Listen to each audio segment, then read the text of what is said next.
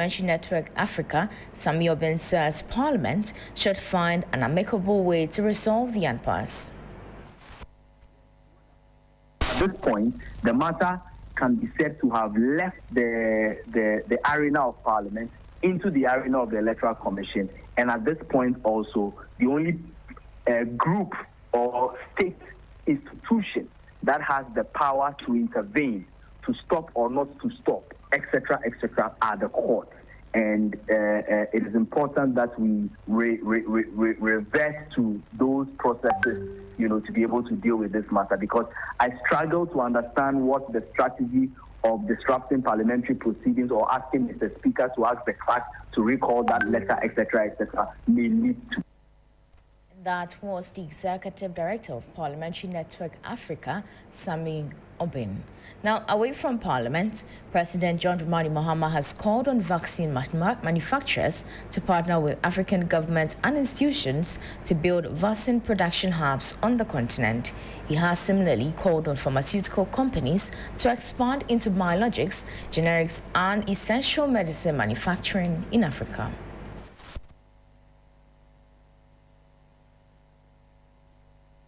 Africa seeks a new paradigm of partnership, one that is defined not by dependency, but by co-investment, innovation, and shared values. So we call on vaccine manufacturers to partner with us to build African vaccine production hubs. We call on pharmaceutical companies to expand into biologics, generics, and essential medicine manufacturing in Africa. A growing innovation ecosystem is ready for acceleration. The African Medicines Agency is strengthening regulatory harmony, and most importantly, political will across the continent is very strong and aligned. President John Dramani Mahama there. Now, the Ghana National Association of Teachers is condemning an attack on some teachers by WASI candidates who claim that teachers contributed to their failure by not allowing them to engage in examination malpractice after the results were released. The incident occurred at night in Kade in the Eastern region. Let's take a listen to the General Secretary, Thomas Tanku Musa. My brothers and sisters in the teaching profession, wherever you are, if you feel that your life is threatened, please, you can leave. Just send message and leave. The labor law provides that wherever you are, if you feel that your life is threatened, you can leave. And we call our members, not only should they leave, there should be solidarity. Any community that will threaten your life, please, you can leave. Nobody, you are protected by the law. The labor law says that when you are working anywhere and you feel that your life is threatened, please, you send a text message, kindly find a quick escape route. That was the General Secretary for the Ghana National Association of Teachers, Thomas Tanku Musa there. And before we go, the executive community of West African state has declared a state of emergency in the region following a recent wave of coup and failed military mutinies. The announcement was made on Tuesday, December 9, 2025, by ECOWAS Commission's President Umar Tuare during the 55th session of Mediation and Security Council at the ministerial level in Abuja. Now, he said the recent events underscore the urgent need to reflect on the future of our democracy and strengthen security of our community. The emergency declaration comes as West African nations grapple with deepening political instability, raising concerns about residents of democratic governance in the sub-region. He noted that elections have increasingly become a flashpoint for conflict amid declining electoral inclusivity and growing influence of armed groups and criminal networks. This has been the morning news here on 3FM 92.7. For more news, please check our website at 3news.com. I am Enyuna Maliga. Business News is right on. FM 92.7, 3FM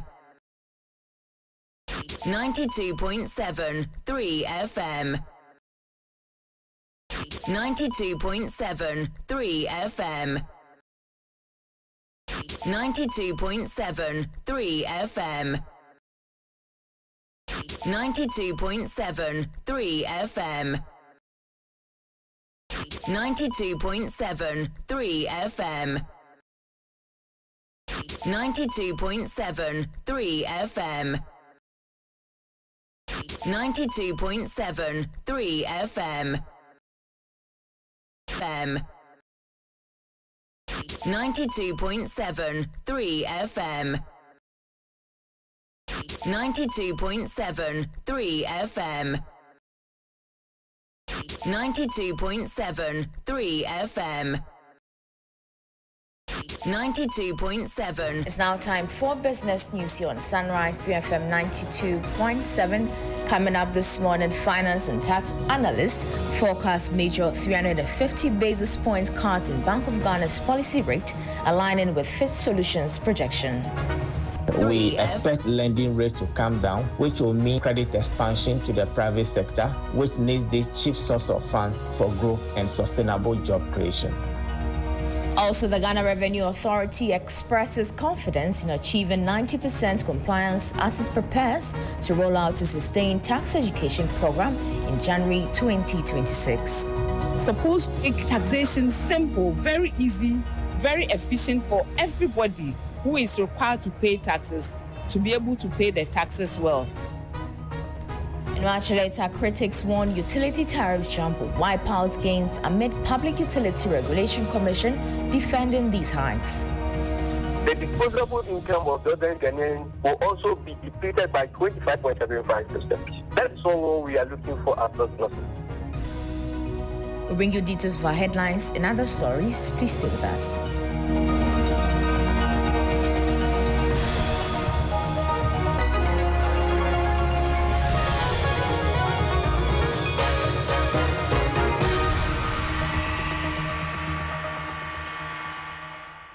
Thank you for staying with us. Now to our first story.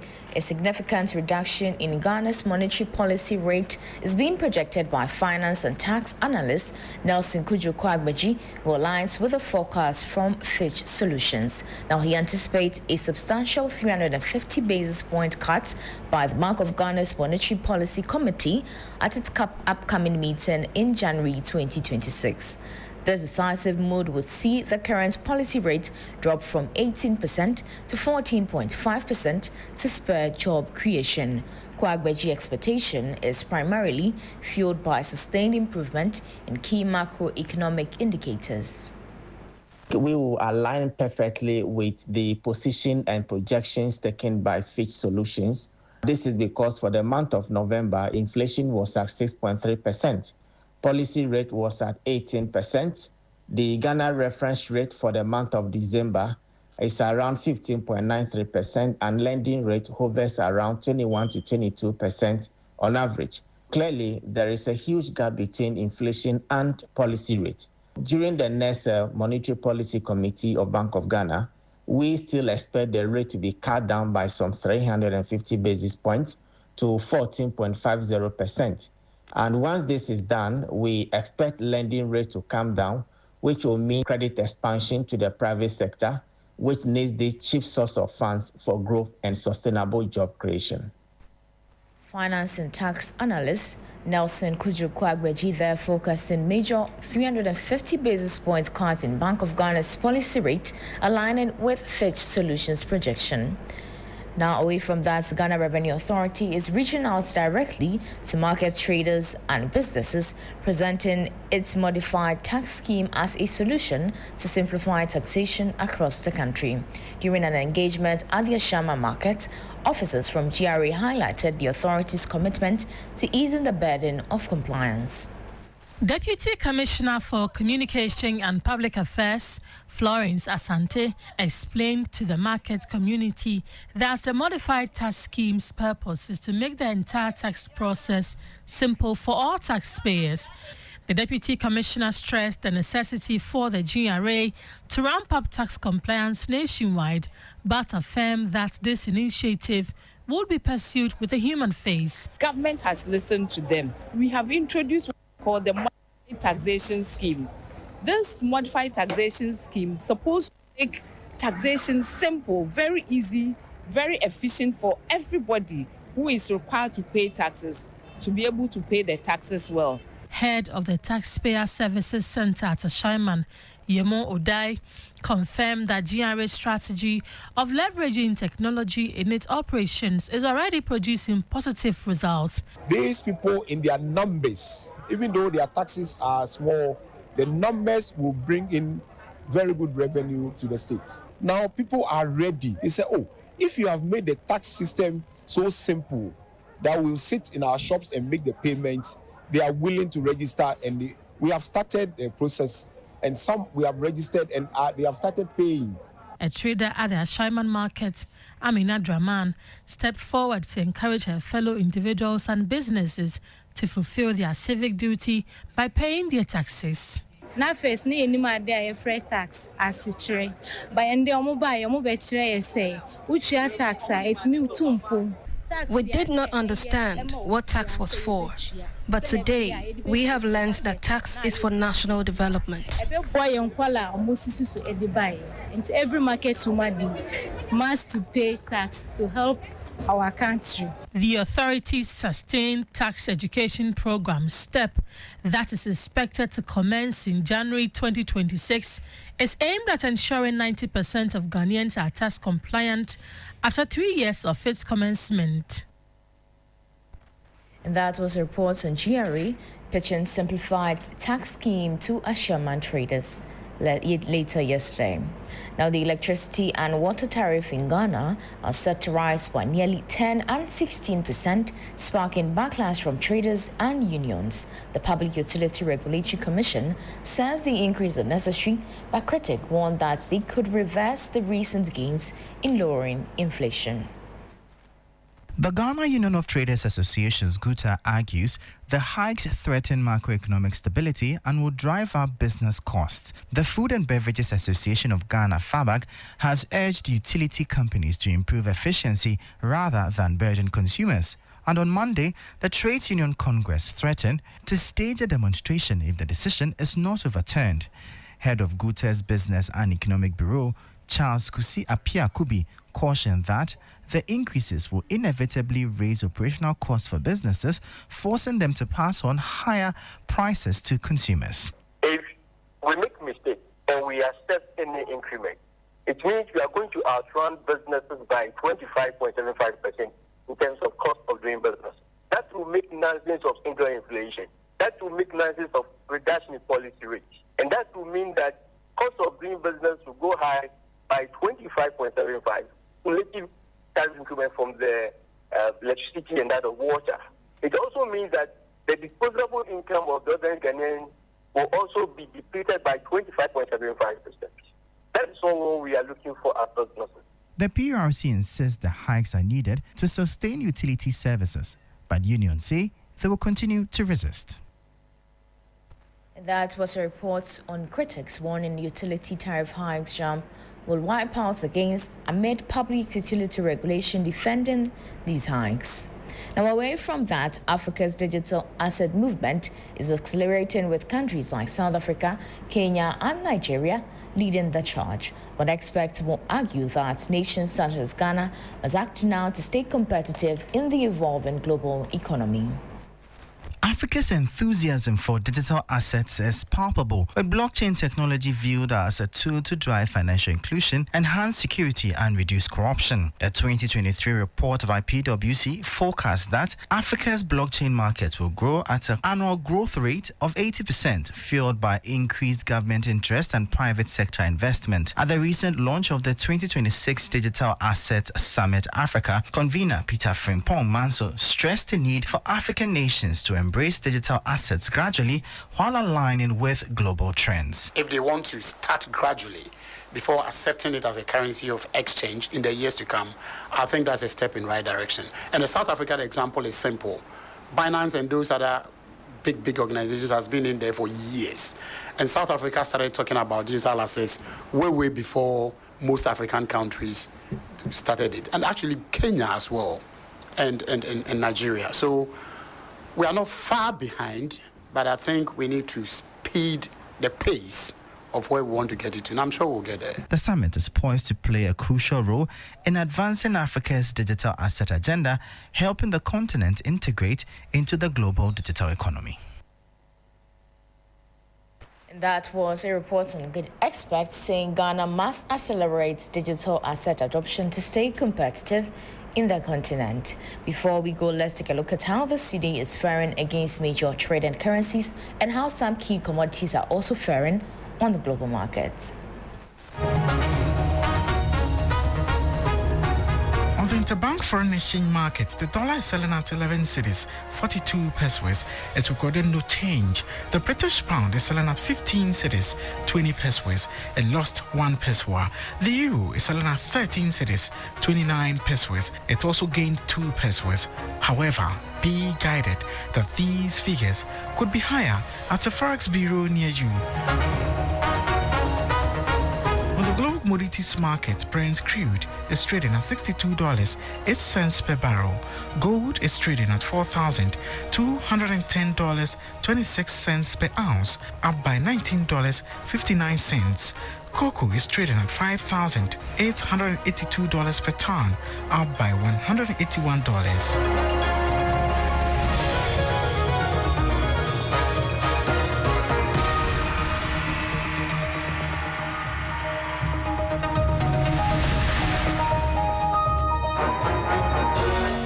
That was an update from the Forex and commodities markets. That'll be all for business news here on Sunrise 3FM 92.7. For more news, please check our website at 3news.com. I am Enyuna Maliga. Sunrise continues.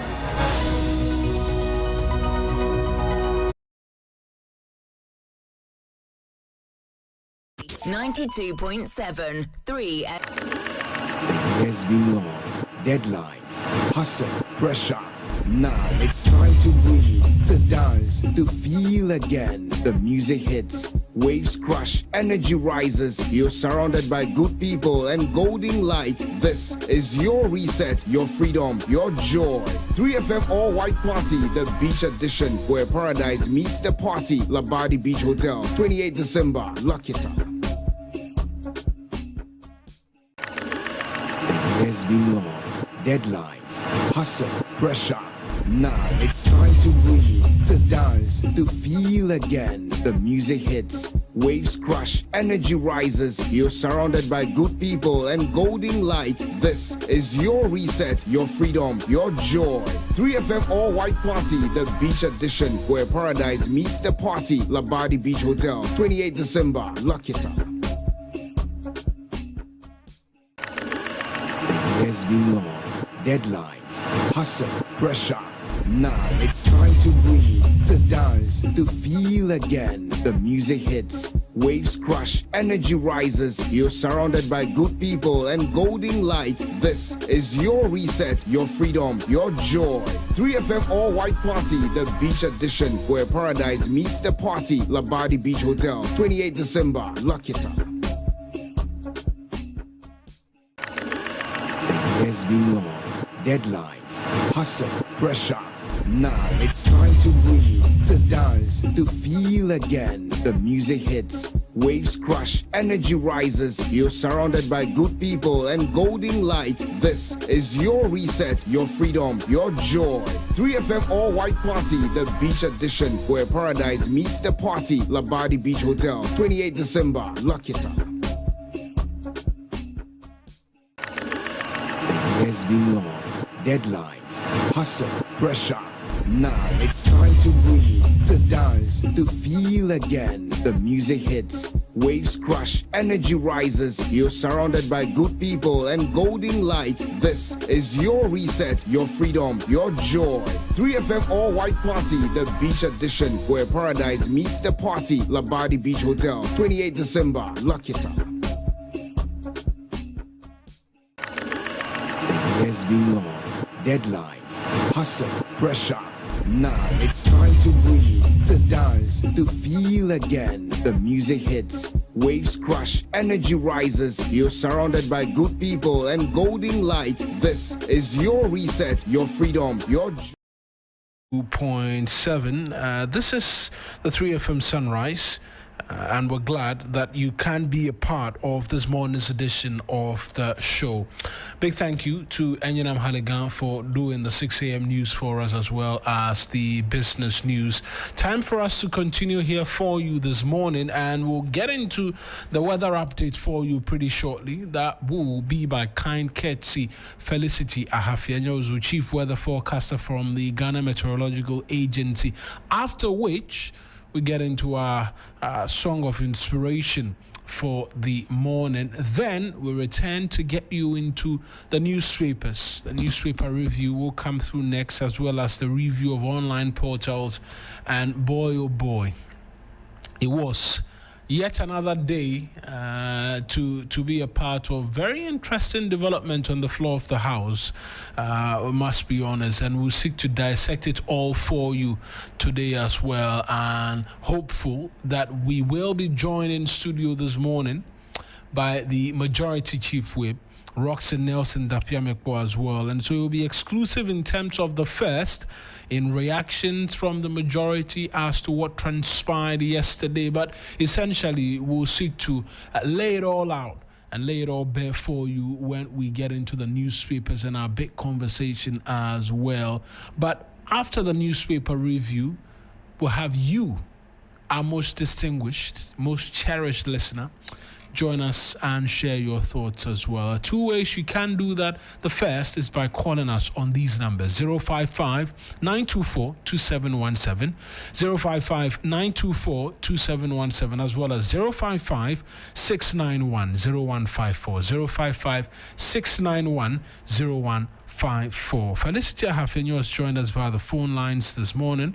Let's get on to her right now. Felicity, good morning. I trust that you're doing fantastic today. Good morning, Mawuena. Yes, by the grace of God, I'm better today than yesterday. Absolutely amazing to hear that. What are we to expect today in terms of the weather? Yes, today is not going to be different from what we experienced yesterday. Dry and hazy over different sectors with poorer visibility. We expect it to around 5,000 and 8,000 meters. For the southern sector, those around the transition down to the middle belt, we expect them to have partly cloudy with a chance of some slight rain occurring over some places.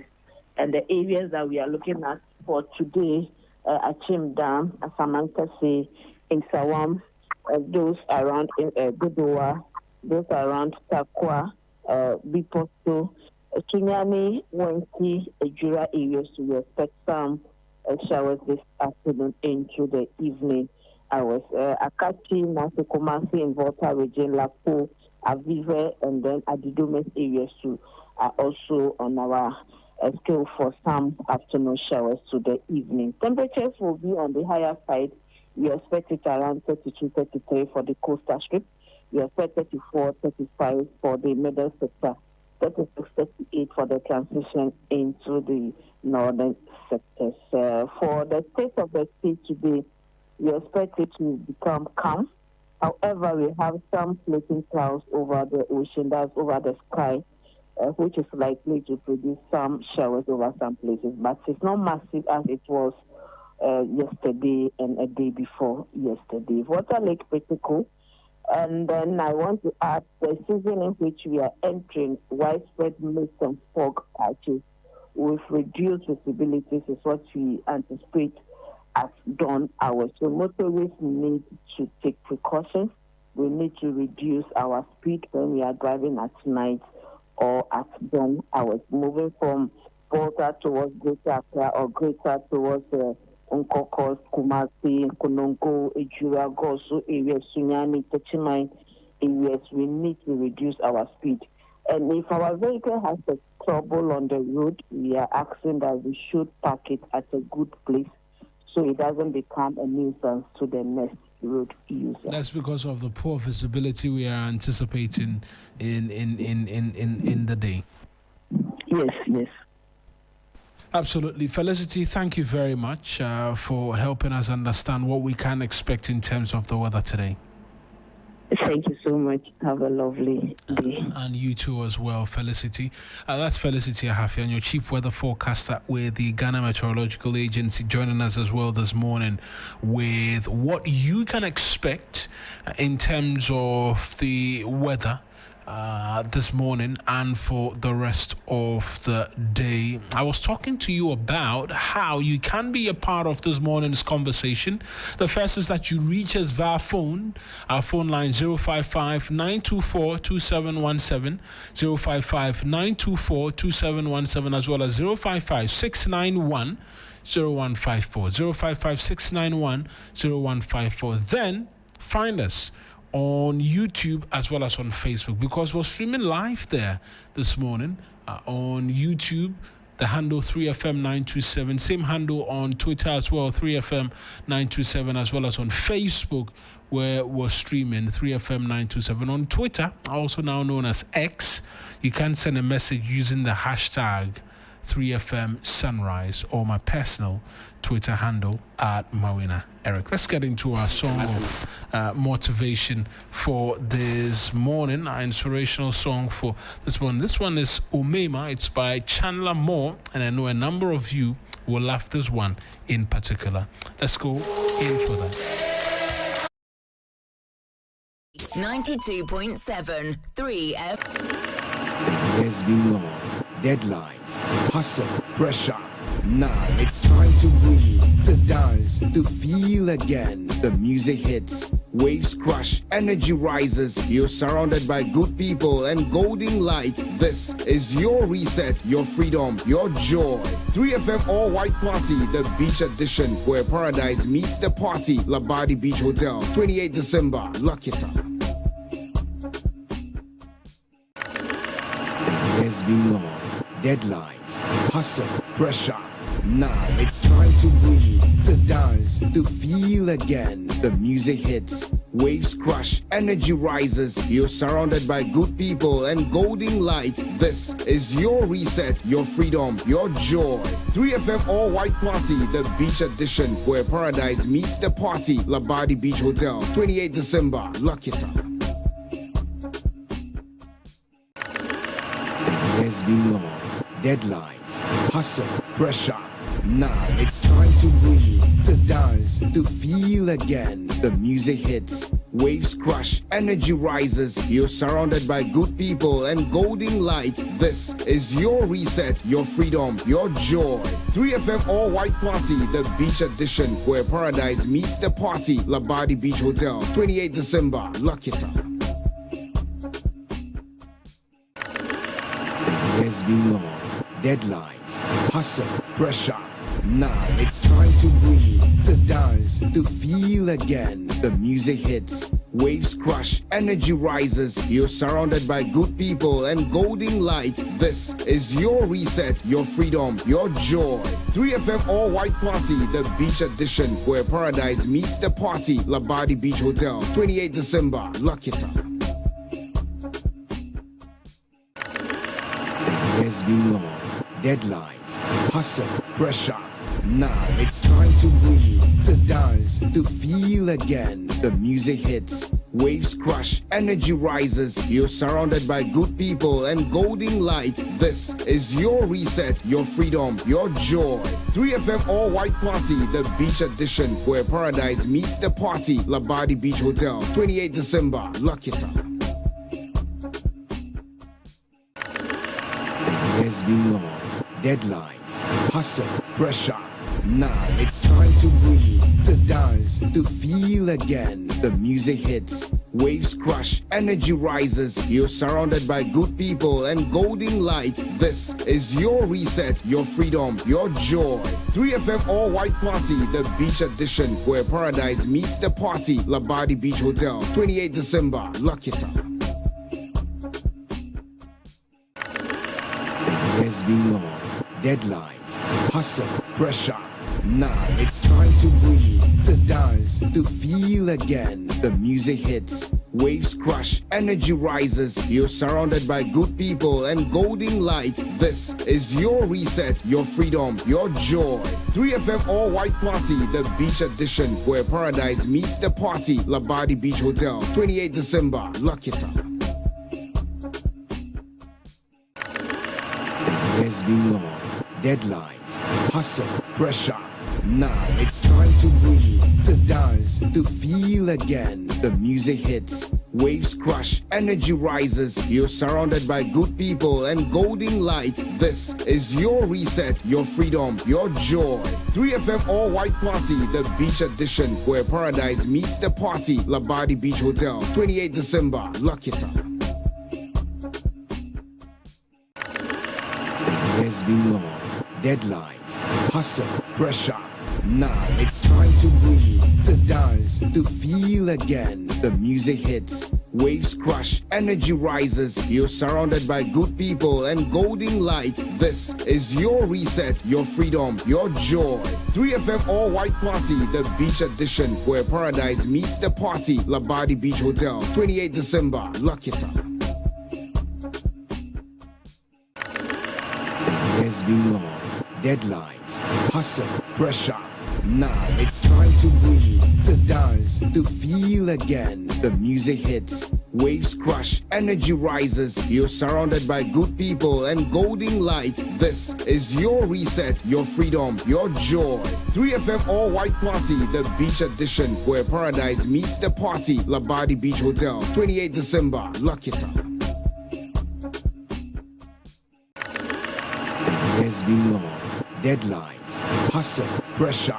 Now it's time to breathe, to dance, to feel again. The music hits, waves crash, energy rises. You're surrounded by good people and golden light. This is your reset, your freedom, your joy. 3FM All White Party, the beach edition, where paradise meets the party. Labadi Beach Hotel, 28 December. Lock it up. It has been long. Deadlines, hustle, pressure. Now it's time to breathe, to dance, to feel again. The music hits. Omema, one that excites quite a number of individuals, but it's now time for us to get into the newspapers for this morning. And I was talking to you about quite the development from the floor of the House yesterday. We'll get into all of that for you, including excerpts from there as well, when everything began to unfold on the floor of the legislature.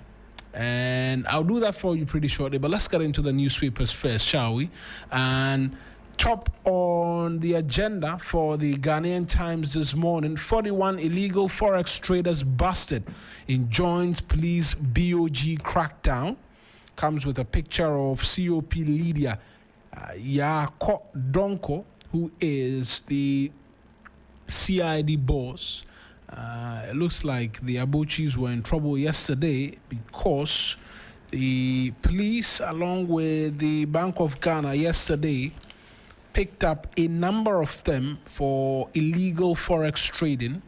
And I'll get you exclusive details of that pretty shortly as well. VIP unveils KGL Eve Medical Center at KNUST to transform mental health care. That's also on the front page of the Ghanaian Times newspaper this morning.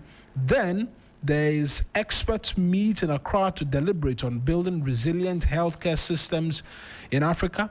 Story on page 12 of the Ghanaian Times newspaper. And Ghana must iconize Bagbin, former Kumeu member of parliament, is saying this. On the back page, 54 Ghana Immigration Service officers sensitized to GBV, SEA, gender-based violence, as well as sexual exploitation, abuse, and harassment. That on the back page. And Road Maintenance Trust Fund Board charged to help fix country's roads. Those are the stories on the back page as well of the Ghanaian Times. A new finder leads with bond market turnover rises 54% to 2.47 billion cedis. Also, GTA Gold Board launch festive promotion offering visitors a taste of Ghana. Government orders independent audit as road fund debt hits 8 billion cedis, and Ghana retains sixth spot among Africa's top investment destinations. The Daily Graphic is the next. Pandai seat creates chaos in Parliament. The story is by Pakume Emmanuel Damali. And I'll get you details of that. Ghana loses $3 billion annually to corruption. Strach Commissioner, this one, I can bet you if you didn't even tell us, we know. Dr. Omane Boame's funeral, Saturday, Sunday. Story on pages 13 as well.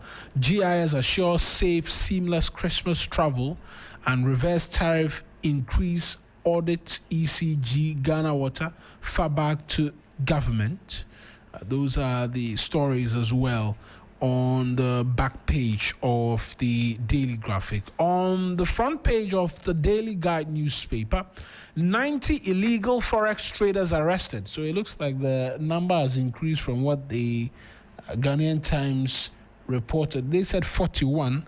The Daily Guide says 90 forex traders arrested. 2026 Pan-African Cardiothoracic Surgery Summit launched. We won't abandon you, NPP to Nyindam. Pandemonium in Parliament. Court retains Mustafa Hamid, 9 others bail term as well. And if you see the Daily Guide newspaper, they have a picture of the minority as they were clad in all black yesterday and had, is it placards or papers, A4 sheets, with inscriptions on them, making their points very, very clearly on the floor of the House yesterday as well. The news center, unpaid ex-Heath Goldfields workers to picket at Lands Ministry today. Most definitely a story to look out for. How a senior housemaster sexually abused me at SHS is a story on page 9. Emerging tech demands new thinking from graduates. Ghana to lose up to $630 million if NDC government slashes lithium royalty from 10% to 5%. Republic Bank SHC Alliance promises flexible home financing, and Cyberly Energy clinches landmark Guyana oil block. On the back page, Ghana retains sixth spot in Africa investment is the story that is of interest there. Let's get into the online portals quickly as well this morning for you as to the development from there, and then we'll begin to get into the exclusive details from the newspapers as well, and then I'll take you to the floor of the House for quick excerpts as well, because yesterday near fisticuffs really at some point in time, but I must say that it was handled well to an extent. I'll have you share your thoughts with us as well when we open the phone lines, and as well you can go onto our stream on Facebook and on YouTube and share your thoughts with us as well as to what you made of the development from the floor of the House yesterday. But let me start off with 3news.com this morning and what the top liners are. Minority disrupts parliamentary proceedings. MPs protest to demand withdrawal of letter declaring Pandai seat vacant. That is the top liner on 3news.com. Finance Minister urges discipline and integrity at Circle Tax Service Center. NAT condemns attack on teachers by candidates over poor WASSCE results. FDA CPA sees fake and unsafe baby diapers in Ashanti region. NPA case. OSP arraigned Mustafa Hamid, 9 others. Bail granted to accused persons. Also, Western region, 29-year-old lady run over. I think we brought you that detail a lot earlier. We'll do our best to keep the lights on, ECG assures, despite tariff shortfalls. That story on myjoyonline.com, and we'll do our best to, chaos erupts in Parliament as minority storms center of floor over Pandai seat controversy. City Newsroom quickly. Mahama has no third-term agenda. It's an absurd fantasy. Kwachio Fosu saying this ECOWAS should use diplomacy, not regional state of emergency. A policy analyst is saying this. Let's get into the details from the papers this morning, even as we fashion our way through all of the development. And the graphic and the daily guide seem to have the details from the floor of the House yesterday. I mentioned that I'll take you there for quick excerpts in a short while as well. I'll do that for you because I know a number of you will be itching to hear what really transpired on the floor of the House yesterday. But let me start off with what the daily graphic reports, and then I'll bring excerpt of the daily guide as well for you this morning. And the daily graphic story is by Pakume Emmanuel Damali. It reads, Parliament slumped into chaos yesterday as the minority side rejected the declaration of the Pandai constituency seat vacant and instead demanded the withdrawal of the statement issued by the House to that effect. It was a reenactment from Parliament's recent playbook with the minority clad in black with matching nose masks, resulting to noisy chants, including during a 15-minute submission by the majority leader, Mahama Ayariga. They sang, banged tables, and refused to yield to the House's normal procedures in frantic defiance of Parliament's own enduring rules and procedures. The minority chief whip, Frank Anodompre, later declared that until the Pandai controversy was resolved, government business would suffer. Speaking on the floor of Parliament, Mr. Anodompre averred that the declaration made by the Speaker of Parliament the previous day following a ruling by the High Court was premature, given that an application for stay of execution was pending before the courts. A member of Parliament for Nsawa Maduejri further insisted that the declaration of the seat vacant was inconsistent with binding procedural rules governing the effect of application for stay of execution. Mr. Speaker, it is not right. When an application for stay of execution is pending for determination, any proceeding for execution of the judgment shall be stayed for that period, he said. I'll read you the Daily Guide's version as well of developments from the floor of the House pretty quickly as well, and then we'll get into the developments from the floor shortly as well, and we'll hear from Anodompre. But this story, that's a Daily Guide story, is by Ernest Kofi Edu. Parliament was plunged into chaos, into hours of chaos yesterday as discipline broke down completely and Speaker Alban Sumana Kenseth Bagban lost control of proceedings, triggering one of the most tumultuous sit-ins in the Fourth Republic. What began as a protest by the minority over the declaration of the Pandai parliamentary seat vacant quickly escalated into a full-blown confrontation with both sides breaching standing orders, defying the authority of the Speaker and converging around the ceremonial mace, the symbol of parliamentary power and legitimacy. The disorder erupted shortly after the minority chief whip, Frank Anodompre, delivered a strongly worded protest against the Speaker's decision to notify the Electoral Commission of a vacancy in the Pandai seat. The declaration followed a High Court order for a rerun of the Pandai parliamentary election, but the minority insists the Speaker acted prematurely because an application for a stay of execution is still pending. Here is what Frank Anodompre had to say on the floor of the House, and then I'll bring you excerpts subsequently as to what transpired. Get up! Get up! Get up! Get up! Get up! You can get up! You can get up!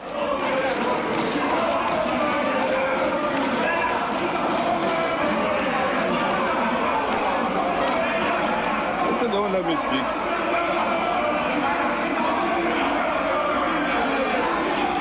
Yes, Minority Chief Whip. Speaker,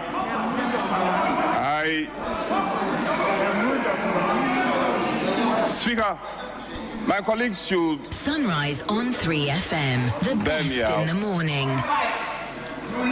All the occasions that matter, we had cooperated. If you're a man, speak into the microphone, and we'll reply you. So, you can say whatever you want to say. No, but let me make it very... You cannot scare me. You cannot scare me. Whatever I want to say, I'll say it. If you want to speak, rise up and catch the other speaker. You cannot scare me. You can't. What can you do? Speaker, I'm saying that to the extent that since we started the consideration of the estimate, largely we have cooperated with our colleagues. Even where ministers are absent, where committee chairs are absent, we have cooperated and staged the needed compromise. Speaker, we've had enough for the day. And hence, we will call for an adjournment, a due and adjournment, and a deserving one, of course. We are calling for an adjournment because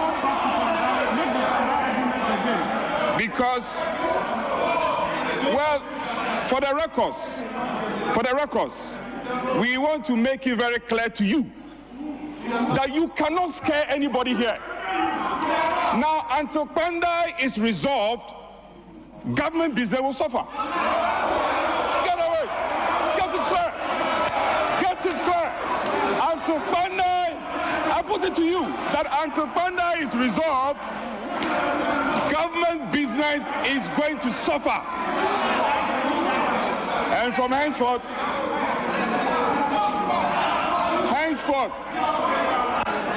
you keep telling us you have 189, 185, and then 4 independent members. Go and marshal your numbers and come and do your business. Until Panda is resolved, we on this side will not cooperate. Say it again, we will not cooperate with you.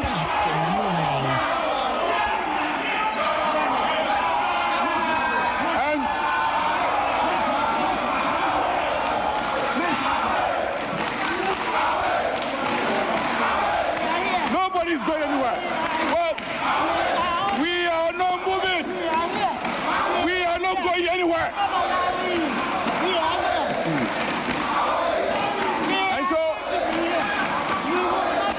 And so, Speaker, we have made that point, and we will continue to make this point. We are not obstructing government business. Now, we believe that governance is a continuum, and we must continue with government business. However, to the extent that you want to twist our hands, to the extent that you have conspired to twist our hands, I put it to you that government business will suffer. So, Mr. Speaker, we are not doing any business. We are not going to cooperate with you until Panda is resolved. And we are telling you this, Chief, we'll get it. Government business will suffer, and you are going to suffer. And if you think we are going to go home, nobody is stepping out of this chamber. Nobody is moving out. So, Speaker, we have had enough for the day. We must deservedly adjourn. And then when we come tomorrow, we'll consider whether we'll do business with you or not.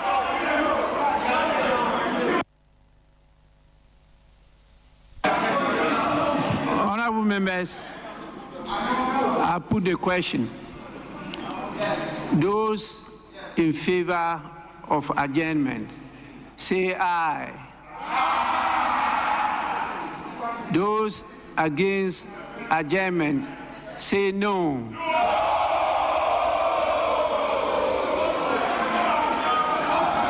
Honorable members, the noes have it. So, yes, Deputy Minority Whip. 153. Mr. Speaker, I rise under Order 1513. Mr. Speaker, I rise under 1513. Mr. Speaker, with your permission, I read Standing Order 1513. Mr. Speaker, Standing Order 151.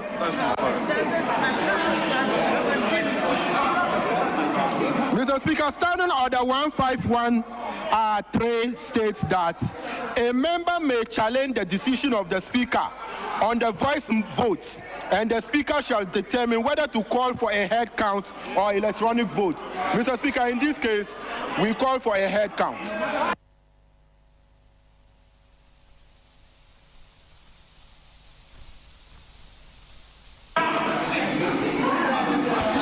On 3FM, the best in the morning. So that was the minority when they made the point very clearly that they weren't going to allow for the business of the House to proceed. The Speaker subsequently called for a vote to determine whether or not the House should be adjourned. But before that, when they had made their points very forcefully and very strongly, the majority leader, Mahama Ayariga, had sought to make an intervention on the floor of the House, and he subsequently made that amidst all of the noise. But here's what transpired there as well.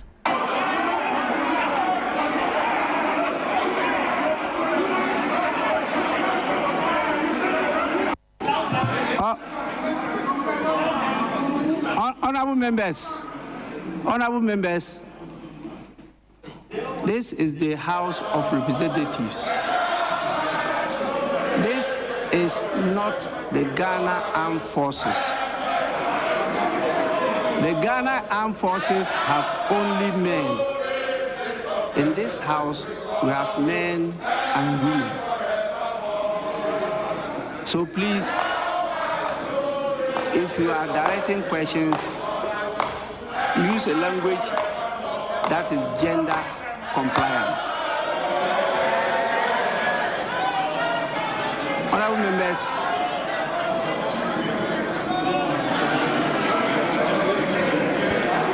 members, please, I keenly observed all what took place this morning and this afternoon. But the order permits me, on resuming the seat, to at least inquire to know the state of affairs.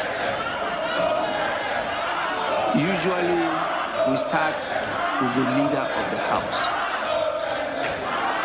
If for any good reason you think that we should listen to somebody else, we will do so. But for business, it must continue to go on. Honorable members,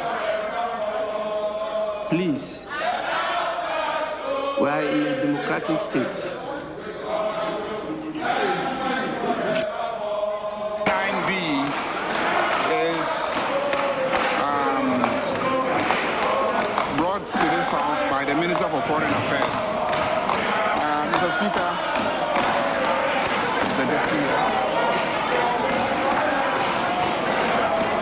Speaker, the Deputy Minister for Foreign Affairs is in the chamber, so I want to crave your indulgence for the Deputy Minister for Foreign Affairs to lay item number 9B.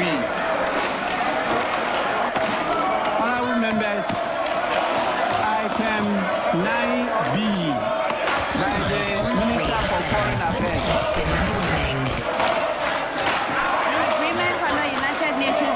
On the law of the sea, UNCLOS, on the conservation and sustainable use of marine biological diversity of areas beyond national jurisdiction. Please, the Minister. Honorable members, the said agreement has been accordingly presented to the House and is referred to the Committee on Foreign Affairs for consideration and report to the House. Yes, Majority Leader. Yeah, Mr. Speaker, item number 9C is by the Minister for Energy and Green Transition. Mr. Speaker, the Minister for Energy and Green Transition is unavoidably absent, and so I crave your indulgence for his deputy, the Deputy Minister for Energy and Green Transition, who is in the chamber, to lay the work program of the Ghana National Petroleum Corporation on behalf. So that was how the business of Parliament was conducted, and there will be videos on 3news.com and other platforms where you see that as this business was being conducted, the minority then moved from their seats where they were disrupting the House, essentially, they were singing, making noise, but the Speaker said, look, once the decision by the majority was that, and by majority, I don't mean the majority side because there was a voice vote and the Speaker made a ruling, then the business of the House will proceed nonetheless. And during that point in time, the minority members left their seats and marched to the center of the floor of the House. As to what they wanted to do at the center or where they were going, only God knows. They had to take the marshals to intervene and form a human barricade, and at some point some members of the majority as well joining in, disrupting business, but business going nonetheless. And it will interest you that the House subsequently used 30 minutes to pass a number of resolutions and lay a number of bills as well on the floor of the House. Let me bring in Sixtus Don Ullo, as a former parliamentary correspondent, now former court correspondent as well, a man who has worn many hats, but now is a private legal practitioner in the making, and also producer. Is it? There are titles too. Which title? Private legal practitioner. Yeah, he's also a private legal practitioner, and also a producer. Charlie, but to put it bluntly, what happened in Parliament yesterday was shameful. It is condemnable. It is an affront to Parliament itself. A complete disregard and disrespect for the rules of engagement of Parliament, and amounts to taking the people of Ghana for granted. It is not something that we should applaud as a people. We need to let the parliamentarians know that they disrespected us as a people. Let me rephrase that. We need to let the minority side of Parliament know that it disrespected Ghanaians yesterday. And what we saw on the dawn of the election of Speaker Bagbin in the first term was a near repeat of what we saw yesterday. But for restraint.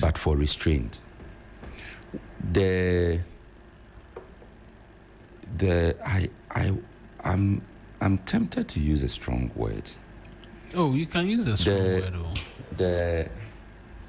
You can use a strong word. The disruption we saw, let me relax more. The disruption we saw at the vetting, was it vetting? Where they broke chairs and microphones. Yes. That hooliganism that we saw at that vetting was what we saw yesterday. Wanting to play out or playing out? Wanting to play out. In fact, it played out, save for the preservation of the furniture and the fixtures. So let's no one even attempt to clothe this as a democratic expression. No. We have seen members of Parliament legitimately, lawfully, and legally exercise their their democratic rights in the House, on the floor, within the precincts of the House, without this sort of degeneration that we saw yesterday. And I followed it. I followed the proceedings. Especially the evening one, where the Speaker attempted to carry on with business, and the whip of the minority side said or insisted that it was not going to happen. And his specific words were, "We are not going to cooperate with you. Government business is not going to go on until the Pandai issue is resolved." And I asked myself, are you taking on NDC and NDC MPs constituting the majority side of the House, or you are taking on Ghanaians? Are you exercising your displeasure and outrage against Ghanaians, or you are exercising same against the NDC? You must be able to distinguish between the two. For you to say that government business will not proceed, what is government business for? Is it for NDC or is it for the country? We must be able to tell when to draw the line. We must be able to do that. We must know when we are dealing with an issue that will benefit the ruling party or the governing party. I don't like using the word ruling because we are not in a monarchy or a theocracy. We're in a democracy. And the fact that you disagree with something does not mean that you hold the country hostage. You can't do that. The second point on this, Mawuena, in just 3 years or so ago, Jachi suffered the same fate. What manner of applications did the Venerable Chachu Chikata not file in this Supreme Court of Ghana? It was in the Court of Appeal. No, it eventually traveled up to the Supreme Court. So because I asked that because the argument being made is that once a stay has been filed at the Court of Appeal, it automatically acts as like binding, right? It keeps everybody's hands tied, and you have to allow. Saying that Jachi Kwesing started from the High Court as is dictated by the rules of engagement. It was supposed to end at the Court of Appeal, but legs of it traveled all the way to the Supreme Court. And this, the application that was put at the Supreme Court to stop Jachi Kwesing from holding himself out as a member of Parliament and representing the people who duly elected him was upheld by the Supreme Court. And it was immediately enforced. Jachi Kwesing only came back to Parliament after he had won. After he won the rerun of that constituency. Is the Honorable Matthew Nyendam more of a legislator than the Honorable Jachi Kwesing? Are the people of Pandai more deserving of representation than the people of Asin North? It is still within our lifetime. Oh. This is not even like 10 years later. Oh. This was what, 3 years ago? Just 3 years ago. Yeah. The NDC side at the time, even though they had the numbers, did not say that they were holding government business to ransom. No. The NDC, that was the time the numbers were evenly split. Yeah, it was 138, 137. And they could have made administration of this government a living hell for the president of the day. They could have. But they didn't.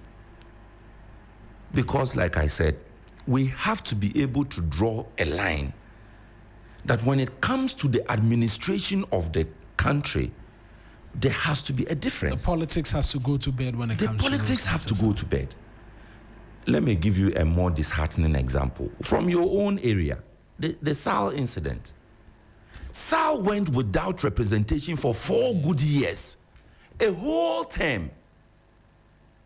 SAL went without representation. Why? The people of SAL don't deserve representation in Parliament. They don't. The people of SAL don't deserve to have their voices heard in Parliament. I think it's one of the sins of Jemensa and Bosman that is now chasing them. I haven't read the... we don't have access to the petitions. But the conversations that we have had with some of the petitioners points to the fact that it's one of the grounds on which they are being hounded. So, why do we do this to ourselves? In the name of NDC MPP, it's not fair. Then another umbrella would have us believe that because Matthew Nyendam has been, his election has been invalidated by a court of competent jurisdiction. This was not a kangaroo court. This was not President Mahama issuing an executive order. This was a court. They disagree with the courts. It's in your right to disagree with a court. Verdict. But you do not openly disobey a court order, and that's the third point I want to make. It was an open defiance of a court order. So Parliament or members of Parliament coming together as NDC side or MPP side can openly defy a court order, and that's okay, and openly tell the nation that until the speaker reverses or the clerk reverses a notification served on the Electoral Commission based on the court order, they are not going to work. If a teacher or a nurse says he's not going to work for 1 day, it will affect his salary. Should we begin having that conversation about the minority caucus? If you don't work, it affects your salary. If you have any teacher friend, just call, or a nurse friend. At the end of every month, is it a validation? I think there's a technical term they call it. You have to be validated, yes, and what have you before the processing will start. So it starts before the month ends. Yes. You want to start validating. And if they don't mark your name, you are considered as having deserted your post. So it is all right for members of Parliament to say they won't work, but a teacher cannot say so, a nurse cannot say so. It's okay. It's okay for members of Parliament, for some members of Parliament, for the MPP members of Parliament to say... Today you are brimming red hot, man. No, because... See, you are qualifying the statement a number of times. Because I need to be specific, because if I say members of Parliament, I'm not being fair to the rest of the members of Parliament who were not caught in this. It is okay for you to wear black. It's okay. I mean, in parliamentary practice, that's what they do. You manifest your dissatisfaction through the color of your apparel. It's been part of their standard practice. The papers they are holding, even that is a problem. Yes, the Speaker, I know there's a ruling that says placards are not allowed in Parliament. But in a very funny way, the 7th Parliament and the 8th Parliament managed to normalize this thing. Display of placards on the floor of the House. It is against the rules of the House. But the 7th Parliament and the 8th Parliament managed to normalize it. And now it is very normal in the 9th Parliament. It's very normal. So it's okay for you to disagree. So what they could have done, wear your black, give your strong speeches, disagreeing, little disruption here and there, somebody is on his feet, like what they did to the majority leader. That's also part of it. The heckling. The heckling, that's the word I was looking for. The heckling is allowed. But you don't go to the extent of being so disruptive and openly declaring that you are defying a court order. That is the import or the essence of the statement made by the Honorable Anodompre. He himself, is he not under fire? The problem around his seat, has it been resolved? I haven't heard a lot about that. But I want to have us listen to the argument of the minority. And I believe there is a certain level of reason in that argument that, look, once there is a pending matter at the Court of Appeal, the rules of the court says that it must act as a stay. No. We'll have that debate. Parliament in itself, Parliament itself, the Speaker of Parliament, in a very recent ruling, in the 7 days. 10. What did he say? I'll read because yesterday I was having a conversation with another lawyer, and he pointed.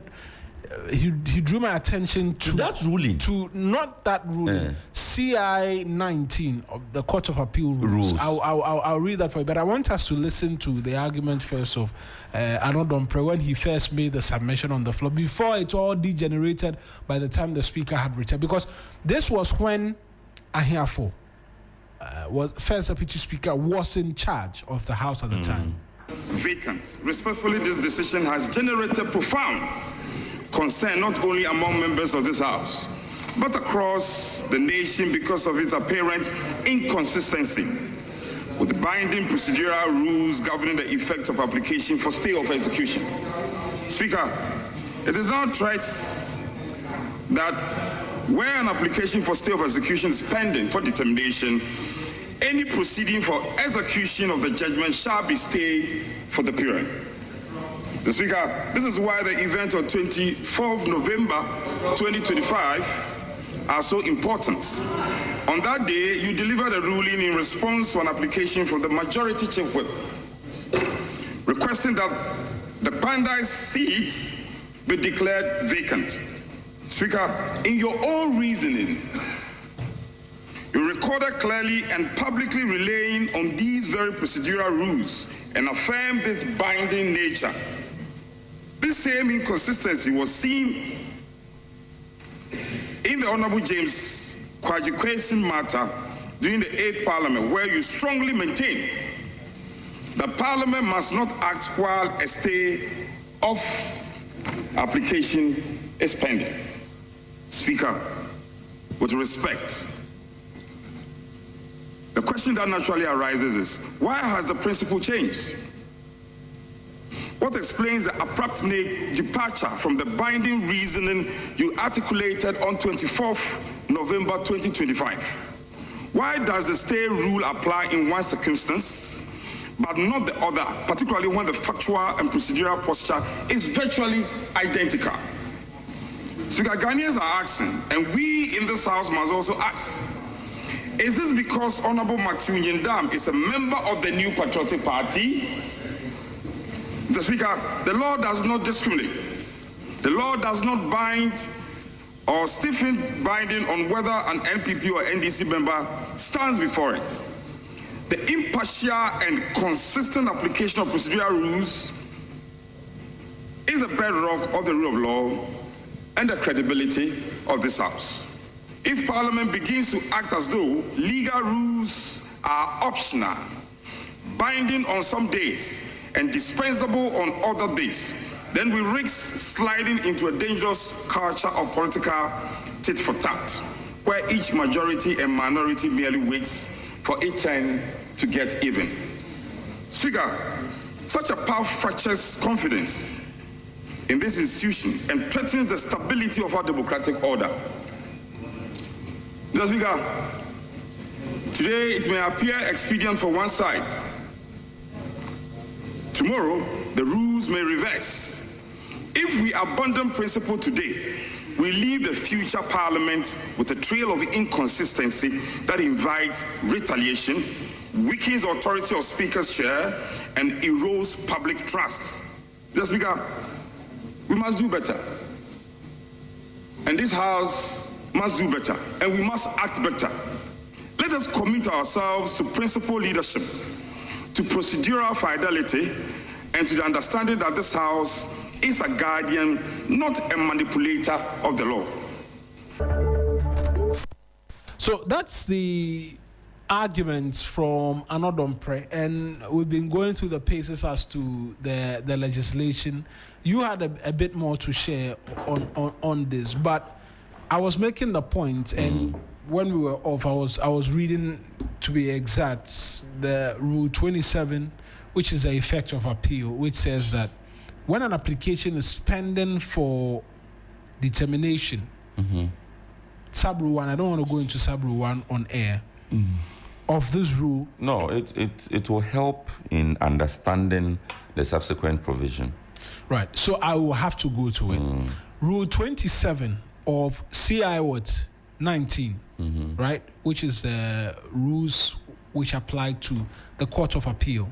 Effect of appeal is what it is titled as Rule 27.1. An appeal shall not operate as a stay of execution or of proceedings under the judgment or decision appealed against, except where the court below or the court otherwise orders. 1A. In the case of the court below, upon application made orally or by motion on notice to it, and B. In the case of the court upon application made to it by motion on notice, and except as provided in this rule, no intermediate act or proceeding shall be invalidated. Then the 2 says that when an application is pending for determination under sub-rule 1 of this rule, any proceedings for execution of the judgment or decision to which the application relates shall be stayed. This, by a long stretch, I will not say a long stretch, this by a stretch presupposes that the hand of, or the execution of the judgment of the High Court should be stayed.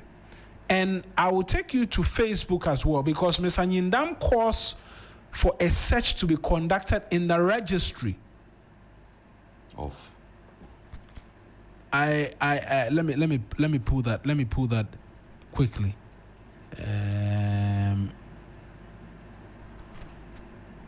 So he tags a number of media houses, but in the Superior Court of Judicature in the Supreme Court, the Republic versus High Court Commercial Division Tamale respondent, ex-party Matthew Nyindam applicant, please cause a search to be conducted in the registry of this court and endorse your findings. But this is why I'm a bit confused, because if it is the Supreme Court, then, well, but we know he has a case pending in the Court of Appeal as well. So there too, 1, whether or not the judicial review application in the nature of certiorari has been served on the third interested party, which is the Clerk of Parliament. The response was yes. If so, when? It was served on the 1st of December 2025. Whether or not the statement of case of the applicant has been served on the third interested party, which is the Clerk of Parliament, yes. If so, when? The 1st of December 2025. Whether or not the supplementary affidavit of the applicant has been served on the third interested party, yes. If so, when? The 3rd of December 2025. Whether or not the third interested party has filed any response to the judicial review application in the nature of certiorari before the court, no. And this was yesterday, the dates on which the... So this is to make the point that the Clerk of Parliament is... In the matters relating to the Supreme Court. So that's different. Has been saved. I don't see that... But not the Court of Appeal. Of the Court of Appeal. Okay. I don't see that of the Court of Appeal, but this is for the Supreme Court. Okay. So this search directly relates to another matter. The certiorari at the Supreme Court application. But educates the listeners on what the certiorari is. What is so you are asking the court to quash. Okay, quash is an easy word. To quash a decision or an order of a lower court. So in this particular case, there's an order invalidating his election, and he wants the Supreme Court to exercise its powers to overturn that decision. So that is basically what he will be asking for from the Supreme Court. So this brings us back to the point that there is procedure we have to follow, that there is still business we have to conduct. And even if you are going through all of this, why do you still insist on holding the rest of us hostage? One thing I didn't even mention, yesterday, in the midst of all the chaos, tax waivers were passed. Which is a cause of concern. Exactly. So you were there making noise. Hey, we won't do this. Then you are shouting. The majority leader was on his feet. Then you are shouting, we won't allow this, we won't allow this. It is red. Speaker, I don't know whether it's passed or referred to a committee. I think it was referred, some of them were referred to committees. Yes, no, but the Foreign Affairs one, I don't quite recall whether passed or referred to the committee. The pandemonium with which everything was being conducted, and I was having divided attention. So imagine a thing as important as tax waivers, a conversation that we have had hours on, in fact, years on ending in this country about how much waiver we give to organizations and companies, and whether we get the returns for raise, whether we should continue giving tax waivers and all of that. You were busy saying we want yembobium. At that point that you were busily shouting yembobium, no, they were boiling the thing on. So what if something slipped through the cracks? What happens? You come back later on to say you didn't know. Meanwhile, you were in the house shouting yembobium. It's not cool. It is not. And they know. At least the minority has on its side members who are old enough in the house to understand other strategies to use to get what they want. Honorable Dominic Nitiwul is one of them. He is an old member in the house. And there are quite a number of them. I just mentioned him because I saw his face flash on the screen. That's why I mentioned him. He's very old in the house. He's been a leader of the house before. So he understands how to get the other side to behave without this chaos. He knows that. I'm sure if I go through the faces, I'll find other names that I could mention. So, this was unacceptable. In any case, Parliament is a master of its own rules. And I stand with that ruling that the Speaker gave on the former CJ matter. That, look, we cannot allow court cases to determine or stop or prevent Parliament from doing its job. In that case, anybody will go to court on a matter and will seek to tie the hands of Parliament. Tie the hands of Parliament. Will Parliament ever do any business? Let me read some messages on our stream. Ohima Maxis says, we're tuning live from Castle on the Sunrise Show. Mawuena, please tell your DJ to be playing the listeners some Christmas songs. We don't enjoy the kind of music he just played before the newspaper review. Ohima, duly noted. We'll take that into consideration. So you see, Ohima could not be bothered about all your KKK and Bobium. Christmas songs is what she wants. Paulina Mshali says, it's your seat. Just go and get it back to prove your points. That's all. You don't need to fight anything. Simple. She comes back again to say, so the people who voted for these kind of people, was this what they wanted them to come and do? Neron de Boanegis says, how low the standards of Parliament have been reduced to. He comes back to say the consequences of voting for people based solely on their wealth to Parliament rather than individuals of upright standing. The Speaker of Parliament shares equal responsibility for not taking action during similar issues in the past. Teacher Kuju Tepa Anyina Suso says, why is the NDC so aggressively pushing for a rerun of the Pandai constituency parliamentary election. This is not a clean fight. The NDC parliamentary candidate alleged irregularities in 41 out of 152 polling stations. Why would the judge call for a complete rerun? He asked. The Ablikuma rerun was just for 2 pollings. No, it was for 19. Therefore, there's a clear precedent. The Supreme Court should step in to prevent this thievery from taking place. This is a clear case of usurping the rights of the constituency. He adds a few greetings. Danyong GH, unfortunately, I cannot read your message because there's a bit of insulting language used there, and so I cannot read that one. But those are the messages a number of you have shared with us here on the 3FM Sunrise on our stream. Let me just go on to YouTube quickly before we get into other matters, because the phone lines have begun buzzing already. I'll talk to you about the university quickly, and then we can get into right. Let me see if there are any messages on YouTube as well, just quickly before we get into the phone calls from you, our most cherished listeners, and no comments from here. And so let me talk to you about Rosebank, right? Rosebank International University. And Sixtus, thank you for joining in doing the review. I'm sure the conversation will continue, and we'll get into it properly when the majority chief whip joins us this morning. But there's a world-class university right here in Ghana. Rosebank International University is a South African university in the brand of the AdVTech Group, Africa's largest private education provider with 146 schools across 5 African countries and over 100,000 learners. Look, massive courses out there for you. Admissions are in progress. Apply online at www.riuc.edu.gh. Rosebank International University, building global citizens. Let's go for this quick break. When we return, I'll have you share your thoughts with us this morning here on the 3FM Sunrise.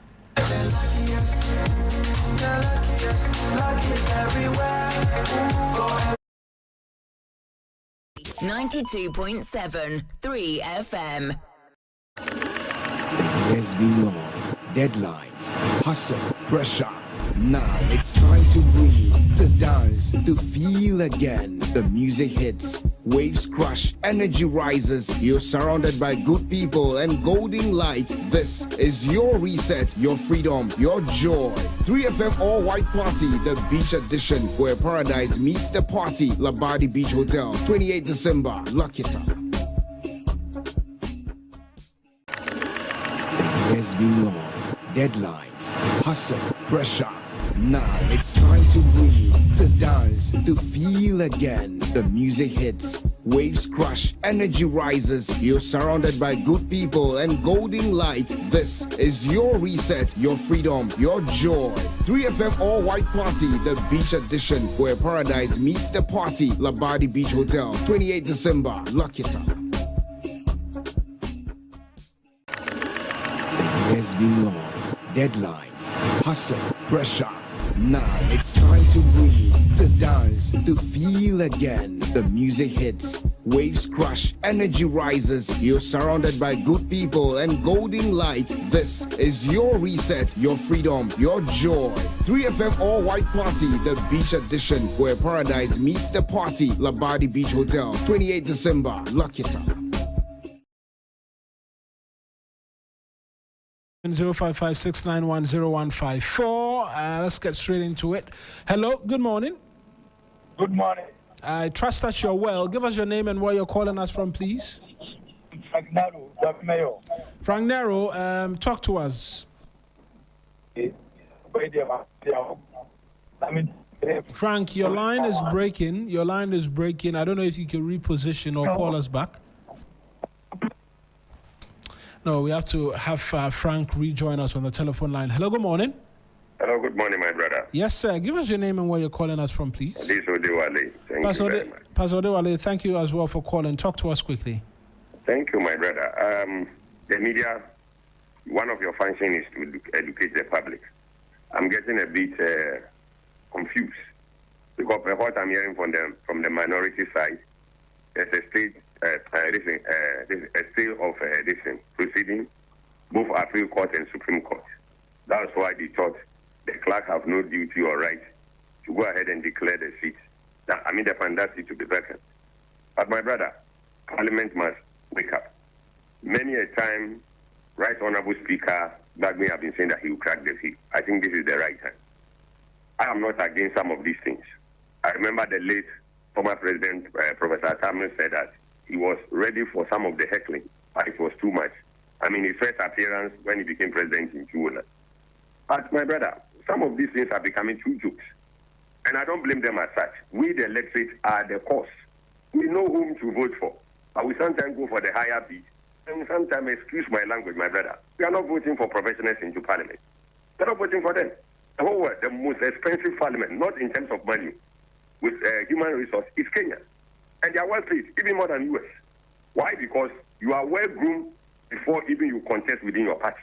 But here we are, anybody who come with any money, go and has it somewhere. Oh, he bugger, he has said things, we vote. Then, in fact, excuse me, we are producing more noise than the knowledge that we need in Parliament. Parliament is not for boys and girls. Parliament is not for jokers. It's a law-making body. Have a blessed morning. As well for calling. Hello, good morning. Good morning, Mawuena.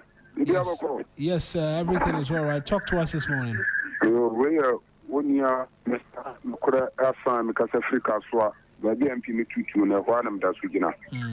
Mawuena mamencha when you were my for the idea in wa call it will be a channel Johnny Chana. Amencha ma di me akuga ana Joa Shamai ana Mr. Brown Forest Commission and you know bomotin papa and a chama so soja. Opani a year and a year one was a nedia MPP for you so a nedia court a 10 wood and net your more MP. Common Fuaso, common support. A ban is saying a nedia court a declare Bibia and then the MPP for so much. Mobra Sudia, Namajatum, because no comafa. Nan Yemen Koye, Yakano, Nano de Namo Modia Mose, a common Muntino, and the Amos Fuaso, the Nedia, or Eddie Atemhoba, Monye Antum, minority, Omunian Yefe, Efata, yet one more Koso Shembra, no Magana, Eyafa, would be a photo. Niankaso Monkoye did the Unu, Obintuaso. Thank you as well for calling. Hello, good morning. Hello, good morning. Yes, give us your name and where you're calling us from, please. Please reduce the volume of your radio set so that we can hear you. Yes, reduce the volume on your radio sets so that it doesn't give feedback. Okay. It's okay. Yes, it's better. Talk to us. Thank you so much. Greeting to Johnny Hughes and the ELA, Chamajo and the Honorable Abulu. Winning BB.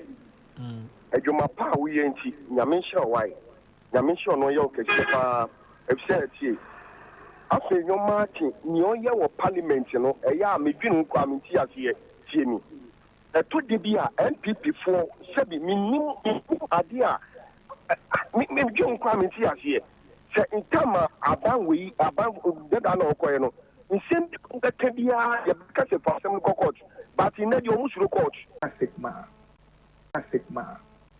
Look, Speaker Bagwin should sit up because this is becoming. When will this attitude stop? Eric, it's amazing and it's disgrace to MPs. It happens January. There's appointment committee. We are in this country and nothing happened to them. We have evidence. Even the CCTV cameras capture those who do that errors. Today, it happened again. So, meaning, is the parliament there for political people or for we vote for? I don't know how to put that word. It seems like school children. Look at yesterday, what they are doing. Holding a fat cat or something. And something. I don't know what they are saying. And secondly, to these Bandai chiefs, look, nobody in this country, Eric, is neutral. Nobody. As soon as you are a person, if journalist or whatever, nobody. So we know where they are coming from. It's the court. It's not the court that have power to say this or this. It's the law. As former Chief Justice said, the law is the law. Thank you very much, Collins, as well, for calling. Hello, good morning. Good morning, Mawuena Sixtus. Yes, I trust that you're doing well. Yes, this is Lincoln. Mr. Lincoln, talk to us as well this morning. Thank you for the opportunity. My regards goes to the Forestry CEO, Hughes Brown, for the good job he's doing in the Forestry Commission, and Joe Ashama, whatever he is this morning. Yes, we also the conduct of the minority yesterday, the shameful conduct they put up yesterday. These people in opposition, in power, have been telling us go to court, go to court. They even proceed. Appenio Maskin and his friend, they went to court on Sunday. They rushed to court. So what is preventing them from going to court now? And they look at the behavior they put up yesterday. And they tell you, look, I listened to one of their leader said that if they are not they will make sure government business will hop in the floor of parliament. And yesterday, while they were chanting, making noise, business was ongoing. Honorable majority leader.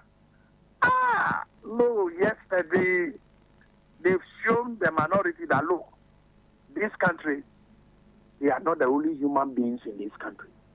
They are not. Already you don't have the number. Instead of you to comport yourself so that business will go on. They were chanting yesterday. Even the first speaker tried, the speaker himself tried, they wouldn't listen. And I just liked the euphoria yesterday. Business went on successfully. Yesterday they passed some bill to ministries and all that thing without the minority contributing. So who is deceiving them that without them business cannot go on in parliament? Thank you. Thank you as well for calling. Hello, good morning. Good morning, Honorable Mawuena Sixtus. I trust that you're well, sir. By the grace of God. My name is Bright, calling from Abuso. Bright in Abuso, it's good to have you call us. Talk to us this morning as well. Thank you very much for giving me this opportunity. Let me say good morning to Honorable Alaji Akondo, in charge of operation, and Honorable Peter T, and Honorable Alaji Raouf, and Honorable Courage Makafini Nepeku, or TDC, and Kupon Common now. Honorable Mawuena, Marakude, not talk to micro minority, no kind of food now. I don't understand. Me, you want me, here. Say this micro minority. Some person more distracted. A Juma, I say, yeah, our parliament. Who behave the way more behavior and none. A Nuguasic, Sepa, Edima. Micro minority, MPP4. Let's say Omu constituency 4. Say Omu to Abama Omu say Omu parliament. No Omu for the papa be Embra Omu cause. Enya dia Omu di bibia bebro Omu. 4 years ni. Nyama say fatankwa and Omu parliament also Omu ye. The Omu ye enu Nuguasepa Edimo Ghana. And your idea, and you say, some to be there to cry our parliament. And you won't hear from honorable. I would deserve honorable Baku since a answer from honorable. And you won't now by 80 feet, and share say, oh, yes, I'm your mother, our parliament. Who could fear them as a Obani catch now? Mr. National Security say, oh, more men in Cosa, MPP for women, or won't pro my gun a year. Thank you very much, Bright, as well for calling. Hello, good morning. Good morning. Yes, sir. Give us your name and where you're calling us from. This is Elias, calling from Bebe. Elias in Bebe, sir. It's good to have you call us as well. Talk to us. Minya, the bomber basso, Ezimapa, when you bomber Dagana. Sure, me from Kwe Chikakra, 1992 constitutional. Before Kangwana. As I said, no. The farmers, market women, Omunamwa, NDC by 1992, Ghana, a law as quite be to me as fast Ghana acquire a name. 4 years so that Ghana NDC rule Ghana. Almost MVP for almost no. Because Oma Junior say, almost per se Ghana acquire name. Because almost him say the way Ghana is Siano, Bibia Sisa, oh, Pessoa Bibia, what Ghana for almost Tiomo, and was a momo. Ye President Mama, Ghana for your support to President Mama, Dubasta or Yema Ghana. You supporting the man acquiring him, you are respecting Ghana. Ye before some more, you're serious. Thank you. Thank you as well for calling, Elias. Hello, good morning. Because about so, we respond. Give us your name as well, and I trust that you're doing. My name is Kwesi Poku, calling from Honorable Sedemafenyo, MP Papa and the constituency. Kwesi Poku, talk to us quickly this morning as well. Open because here on the Munyan for Aladi Yakuto program and a major shoot program, Papa. The more about the need to master would be open because here. The person with true challenge, in my honorable another umbrella. That's why them Uncle Togo. Second passport, more share free parliament. Oh, I'm not sure. This is Ghana, no, yeah, bro. Munya the mandate 8 solid years, Mudifika to Amana. You want my not to General Hospital back over community. Secondary school back over community. Important thing that is near or mine, every disaster for now 8 years, no, or man to me, I have a program, this country, or move hospital. Every behavior Ghana Chica. What the parliament and reference will be the parliament, a catch up a Ghana, you know, say, macro majority, no, more business is temple. Not even Thank you as well for calling.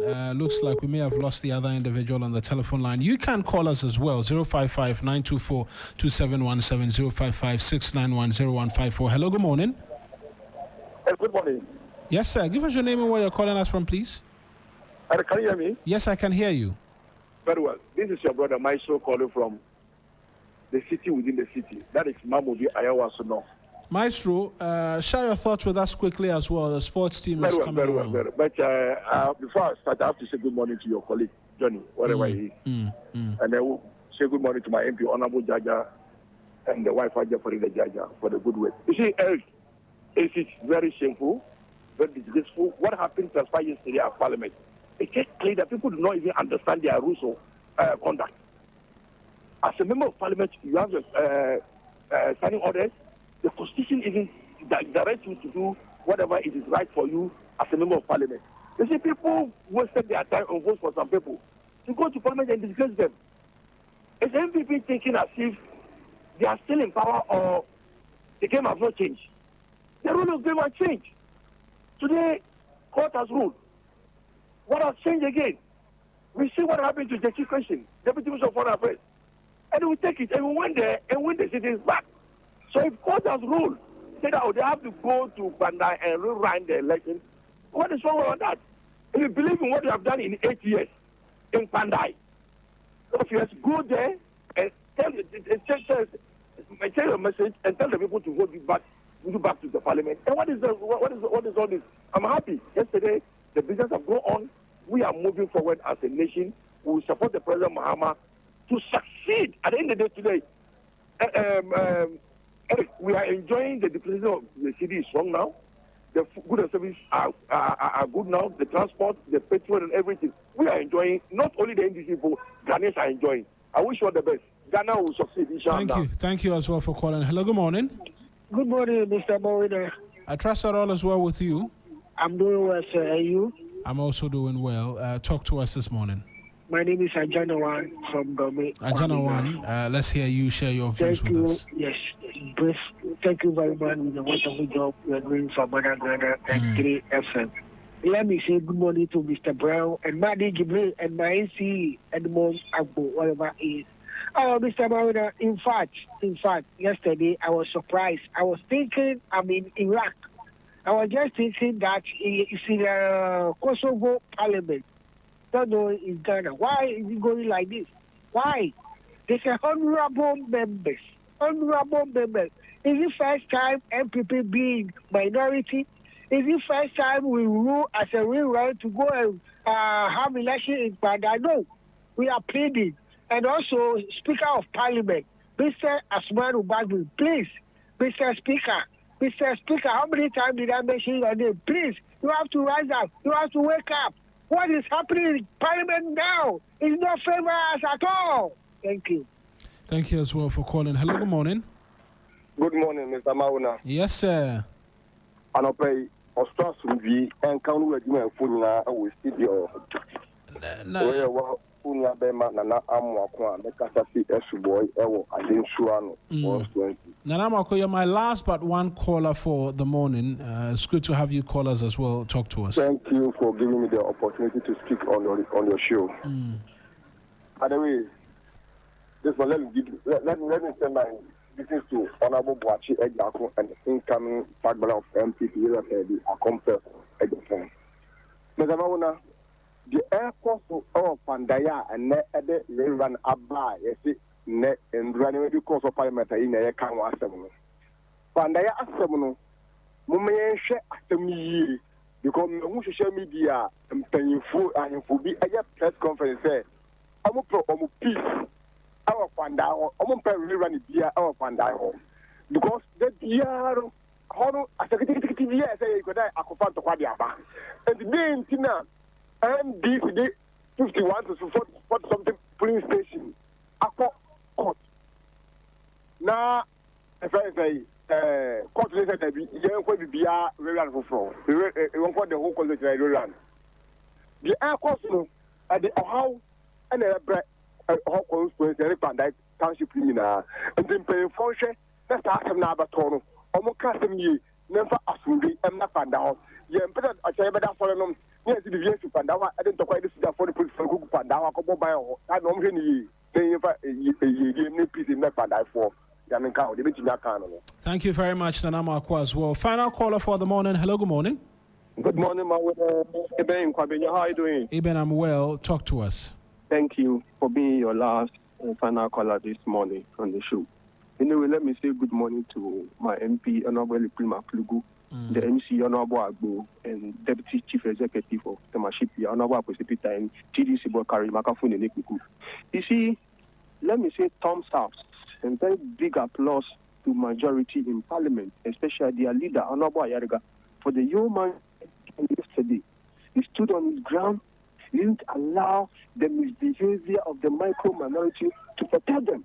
Now, they were able to withstand all their misbehavior attitudes. Thanks to him. You see, he had my respect yesterday. Some of us thought he was what? He doesn't want to ask. But I remember when the veteran of what? Honorable Chief Justice Bafo Bonnie, and yesterday, kudos to him. He has sent more of my respect. And we should carry on. Because you have the rules in Parliament. They say minority will have their say and the majority will have their way. But this minority we have, you can see that they are not there to make sure they grab development for their constituents. They are just to distract government business. And unlike the way what majority was, stood on their ground and make sure they didn't succeed. You see, the question we need to ask, you see, this one, where was their micro minority leader? If one like that, he can't what? He can't withstand. You see, he dodged. And you see how at his grace himself, he won it only 250. You are great of losing your system now the gunshot and everything. Instead of it to behave and make sure a government that has come down, your constituents will get better things. Look at what you are doing. We were in this country. There was what? They bring a cabinet. You weren't able to, but as of now that we are talking, and they have even had their third quarter of MP's common fund. And go and see how this is. You are there misbehaving. Another place. Shame on you. And also the deputy minority leader, the old lady. I was even shocked at them. Why? Shame on you. Good morning once again. Thank you as well for calling. Eben will be our final caller for the morning. Mutala Yakubu is here. He'll do sports for us. Mutala, good morning to you. Trust that you. Good morning. I'm good. I'm good. That's great. Yourself? We're hanging in. Anytime you're sounding like this, I know something went wrong. Something didn't go right last night. What is the problem? Why do you keep blowing hot and cold? What is really the problem? The coach is. What do you have against that coach? You've spoken against the coach since the very day he was hired. He needs to be slapped from behind. I mean, some of the tactics don't make sense. We ended the game with 2 right backs in midfield when we had. It was surprising though. We had midfielders on the field. Was playing a left winger on the right wing when we had a right winger on the bench. I mean, the problem for I didn't even watch the biggest challenge for Enzo Maresca is that Chelsea is not a learning platform. Chelsea are a winning club. We will sack him. If you win one season and fail the other season, it's just like Real Madrid. You are out of the door. You should thank his stars that Abramovich is no longer at the helm of affairs. I think he would have been gone a long time ago. Because some of these performances leaves. How do you perform? Charlie, come in. You beat Barcelona. It's not a serious coach. Not at all. Not in the least. Nothing about him shows any level of seriousness because you can't end the game with. How is Malo Gusto playing 10? Charlie, come in.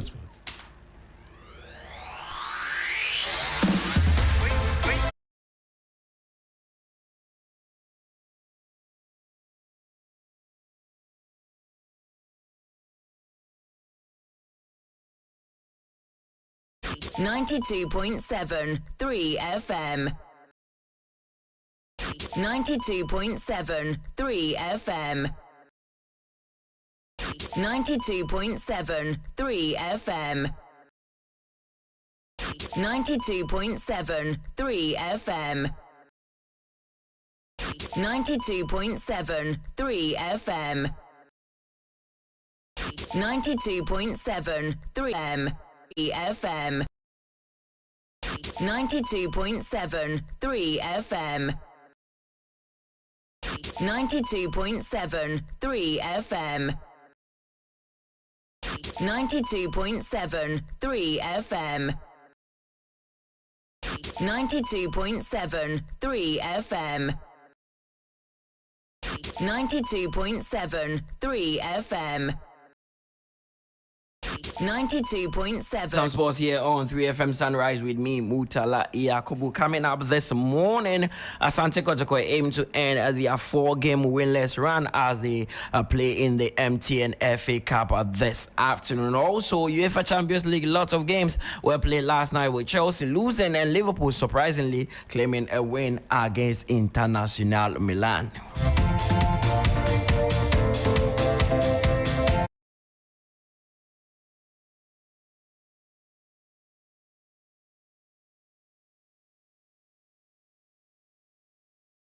Sunrise and start off with the local scene where head coach of Asante Kotoko Abdul Karim Zito has acknowledged that the team is in a difficult situation after going 4 matches without a win. The Porcupine Warriors in their last 4 matches in the Ghana Premier League have only managed to pick 2 points from a possible 12. In that poor run, the Reds lost twice and drew the other 2, scoring 3 goals and conceding 5. Opening up on the 4-game winless run, Coach Karim Zito has admitted that things are tough. He is, however, confident that his players will turn things around in the upcoming matches, starting with the MTN FA Cup round of 64 tie against the lower division side, Future Stars FC.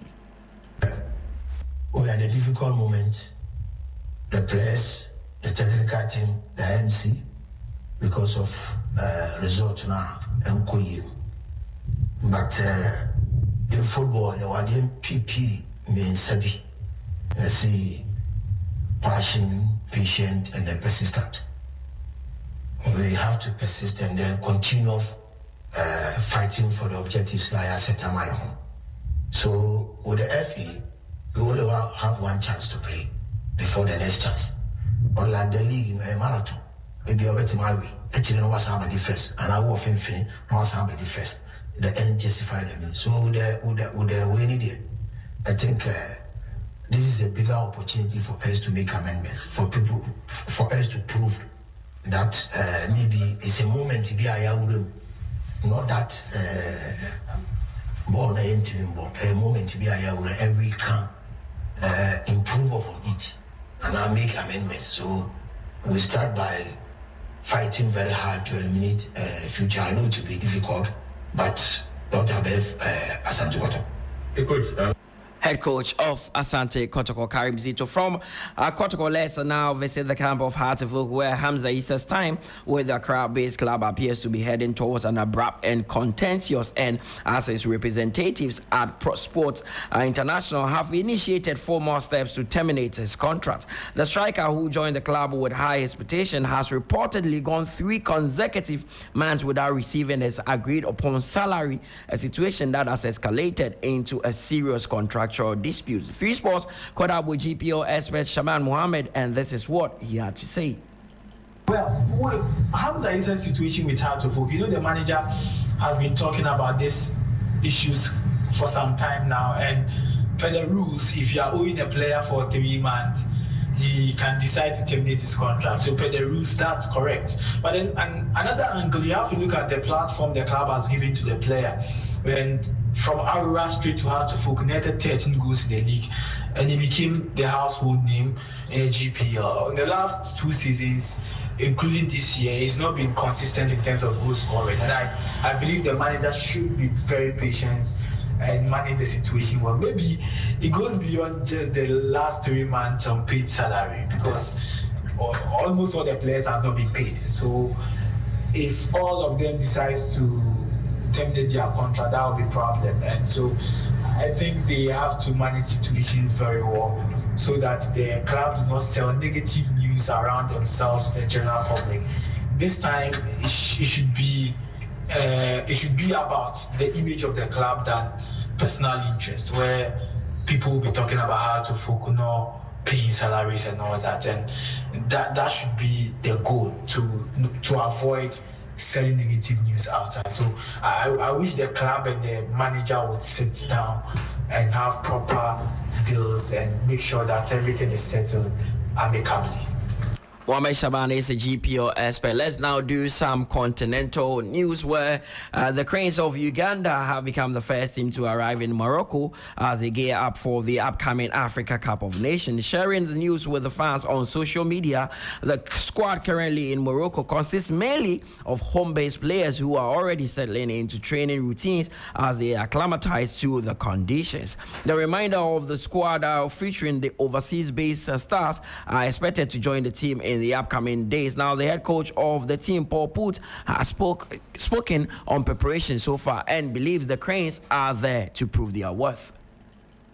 A few days ago, we received a message from FIFA that we can only have the players who play abroad on the 16th or the 17th of December. So that's not a good scenario, because we have been calculating, and I was hoping to get the players from the 8th altogether. But if you see, we're going to be with the half of a team here to prepare until the 16th or the 17th. In those periods, we have normally 2 friendly games. So that will also give me the opportunity maybe to change some things on the team. But now I cannot, because I will not have all the players for the second game. So we're going to play a friendly game on the 13th against FAR Rabat, who is playing Champions League for Morocco, and then we play Gabon on the 17th. But now with these kind of changements, it's really very difficult to make a good preparation. But Paul Putz is the head coach of the Ugandan Cranes. Now, Black Galaxies will take on South Africa's Bafana on December 16, 2025 in a friendly yet to be confirmed at a venue. Now, the match, which comes off in Gauteng, forms part of the host preparation ahead of the Africa Cup of Nations, which begins on December 21st. Bafana are drawn in Group B alongside Egypt, Angola, and Zimbabwe for the tournament tournament, which will be held in Morocco. Meanwhile, the Black Galaxies will use the match to prepare for the ACHAN qualifiers. Head coach Kasim Mingo has announced a 20-man squad for the upcoming encounter, and Shaban Mohammed again explains why some players were dropped. Then I will go to Europe and do the UEFA Champions League. But before that, all roads will lead to the University of Ghana Stadium on December 20th, where Legacy Rights are gearing up to deliver a festive spectacle like no other. Boxing fans are in for a night of pure adrenaline as some of the nation's finest stepped into the ring with one grudge match stealing all the attention. Freezy McBones will take on Jonathan Tete. 3 Sports visited Freezy in training and filed this report. This isn't just another fight. It's a grudge match that has existed for years. The rivalry intensified after the two clashed over a light heavyweight slot for Team Ghana during preparation for the 2024 Olympic Games. With the countdown underway, Freezy McBones has kicked his training into high gear. McBones enters the ring boasting an unbeaten record of 11 fights, while Jonathan Tete arrives with 10 professional victories and the pedigree of having represented Ghana in the 2024 Olympic qualifiers. What? If I beat Jonathan, what am I going to get from it? They'll be like, oh, you beat a guy from Bochum. Don't get me wrong. I'm not saying something bad from Bochum, but they'll be like, oh, you better than him because you fight abroad, you are international boxer, stuff like that, right? If Jonathan beat me, it's a huge problem. So he got nothing to lose. So I'm ready, and I'm coming to take what is mine. And thank God, WBA Africa title is on the line. Freezy's trainer, Kwame Emisa, is equally confident. He believes his fighter has everything it takes to dismantle Tete, even though Freezy is returning from an injury. Freezy is more determined than ever. He took this person. So I mean, I will say this for all you guys at home, grandma, please come out for this night. I'm more than confident. I know Freezy. I know the work that he has sacrificed. Freezy, look, it's like trying to take a food from a lion mouth. You know what's going to happen, right? All right. So I don't need to say anymore. With the anticipation at a fever pitch, fans are preparing for an unforgettable night when these two heavyweight haters collide on December 20th. The University of Ghana Stadium is set to erupt. Of course, and it will be live on TV3 now. Let's go to Europe because the UEFA Champions League is on.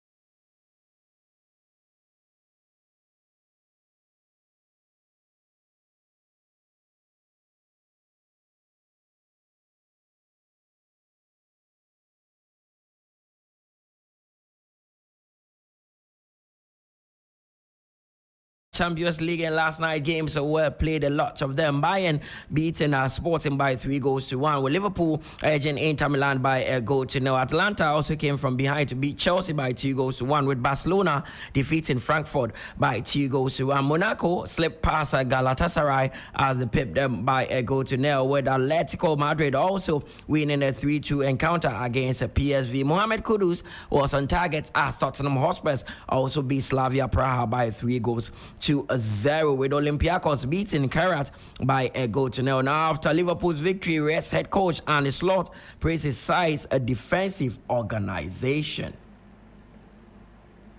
I would like to highlight Konate, who played a very good game against two very good strikers together with Virgil. They were, I don't think they made a mistake at all, or like I said, we only conceded one chance. And that's a big compliment if you play against such a good team. And what it means to me, that defending, for me, that means a lot for me. But I said yesterday, it's not about me, it's about the team. And they were also there for the team. Again, so many away fans in difficult circumstances for the club, and it shows you one more time if things go against us, or if there's a hard time, we're all there for each other and we fight together, and that's what the fans and the players showed today. Meanwhile, Hansi Flick, who is the manager of Barcelona and his team currently sitting outside the top 8, said they must stay focused in their final 2 matches to break into the top spot and avoid the playoffs. For me, it's not interesting now. So we have to focus on ourselves. We have 6 more points that we can reach. So this is our goal. This is our target, and this is what we want to do. Of course, yes. But the situation now is like this, and we important is that we reach the 16 points. So the Champions League will continue later today as Karabakh face Ajax, whether Villarreal also hosting Copenhagen. The headline clash would see Real Madrid take on Manchester City, and elsewhere Leverkusen will meet Newcastle, with Juventus traveling to face Pafos. Club Brugge would also host Arsenal, and Benfica would face Napoli. A packed night with plenty of action. Manchester City, Real Madrid coach Pep Guardiola has spoken. But we were in a group stage. It's different if you play last 14 or last semi-finals. It's completely different. Of course, a part of last season, like we arrived to play against them, like with all the problems that season and many absence. All the ties have been all the games, knockout, have been tight. Have been good games. But yeah, at the same time, we have important players that we have right now. It's the first time here in Bernabeu. We are a little bit the transition. We have, I would say, the biggest players that we have. They make an incredible legacy for 1 decade. Kevin De Bruyne, Gundogan, Kyle Walkers, and John Stones, and Rodri in that case, and many players. You know, they are not here. Many players are new. You have to experience that, you know, because sooner or later you want to make a step in Europe. In other stages, you have to live these experiences to next time be able that I've done it, I can do it again and compete against good teams. So and always is a good place to come to prove yourself, how you are as a team. Of course, there you have it, Pep Guardiola, and that brings us to the end of the sports updates here on 3FM Sunrise. My name is Mutala Yakubu. There's more sports on all our socials at 3 Sports GH. The show continues after this.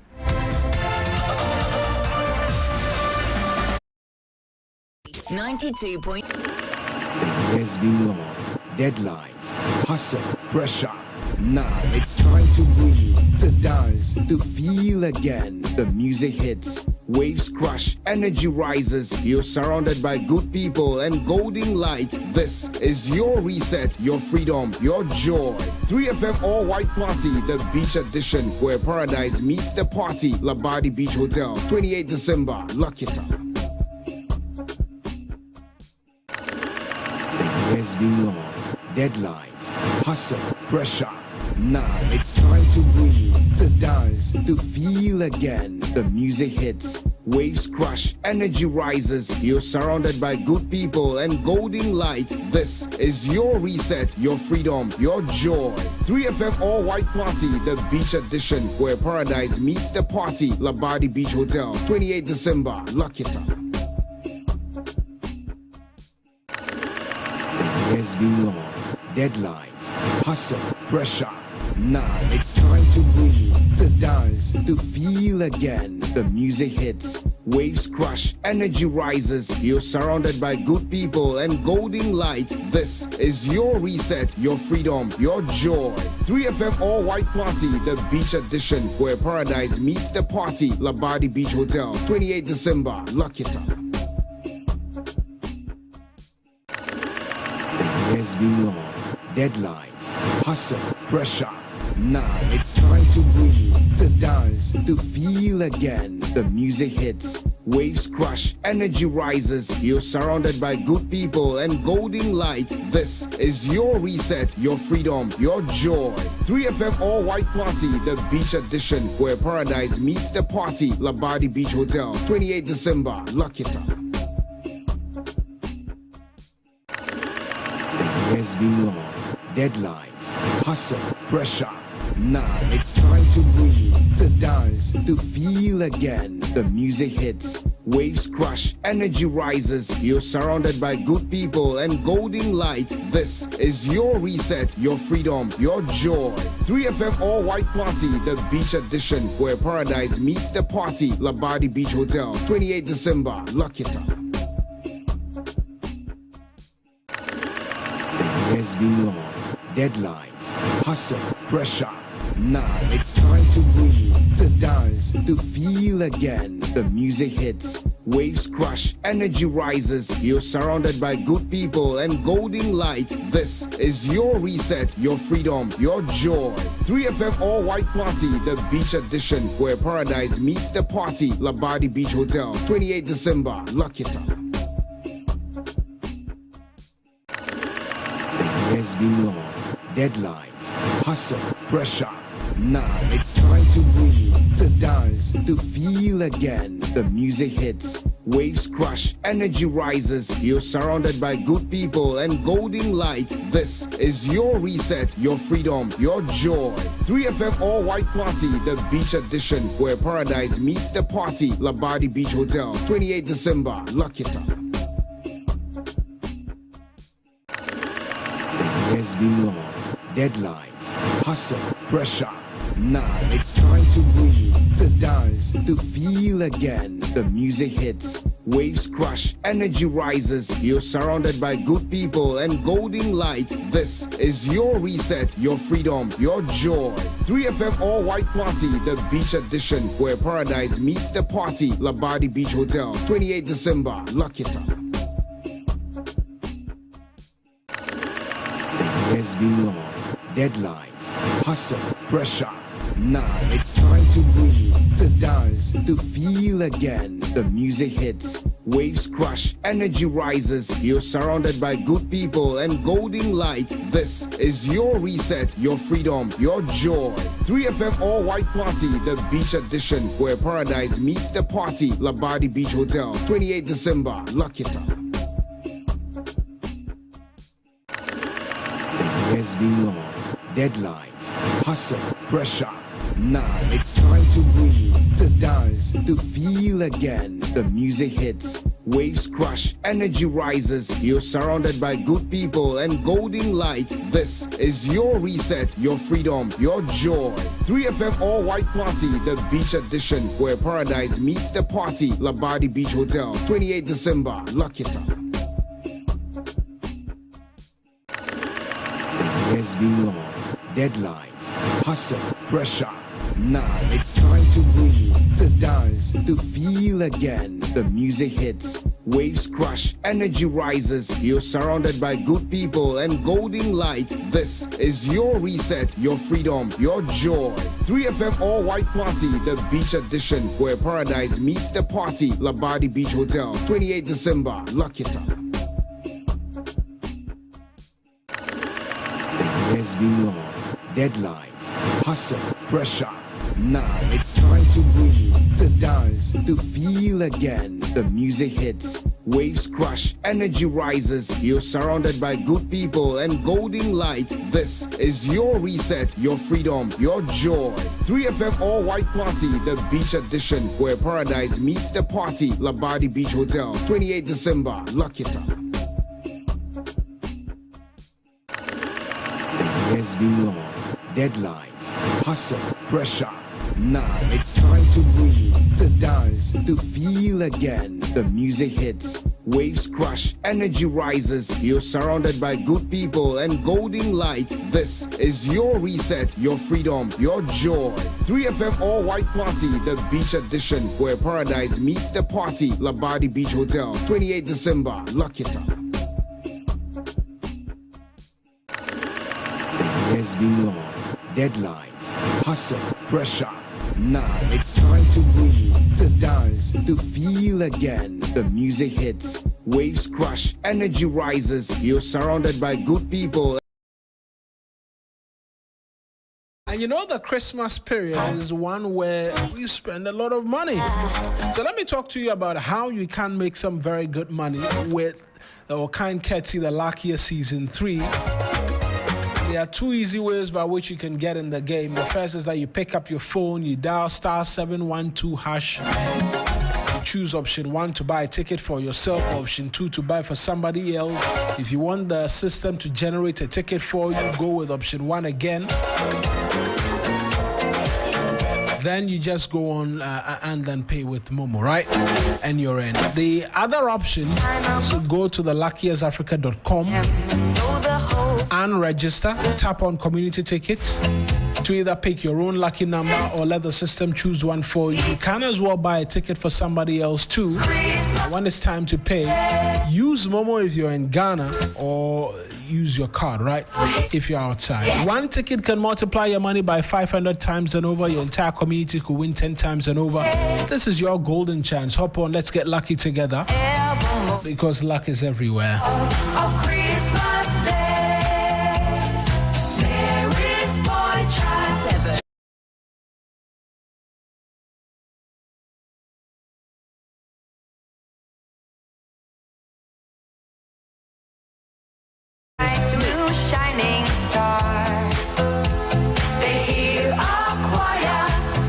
As you await the wire transfers from relatives abroad, CBG says, look, receiving money from your loved ones abroad should never be complicated. With CBG Money Transfer Services, you enjoy a fast, secure, and convenient way to access your funds abroad. Visit any CBG branch nationwide to receive transfers from leading global partners, including Easy Remit, Western Union, MoneyGram, Rare Unity Link, PayAngel, Transfers, Tap Send, TerraPay, and Thunes. All you need is your valid national ID, phone number, and transfer reference number, and will ensure a smooth, stress-free experience from start to finish. For inquiries, call us on 0302-216-000, email talktous@cbg.com.gh, or reach us on Facebook, Instagram, and X. Remember, terms and conditions to apply.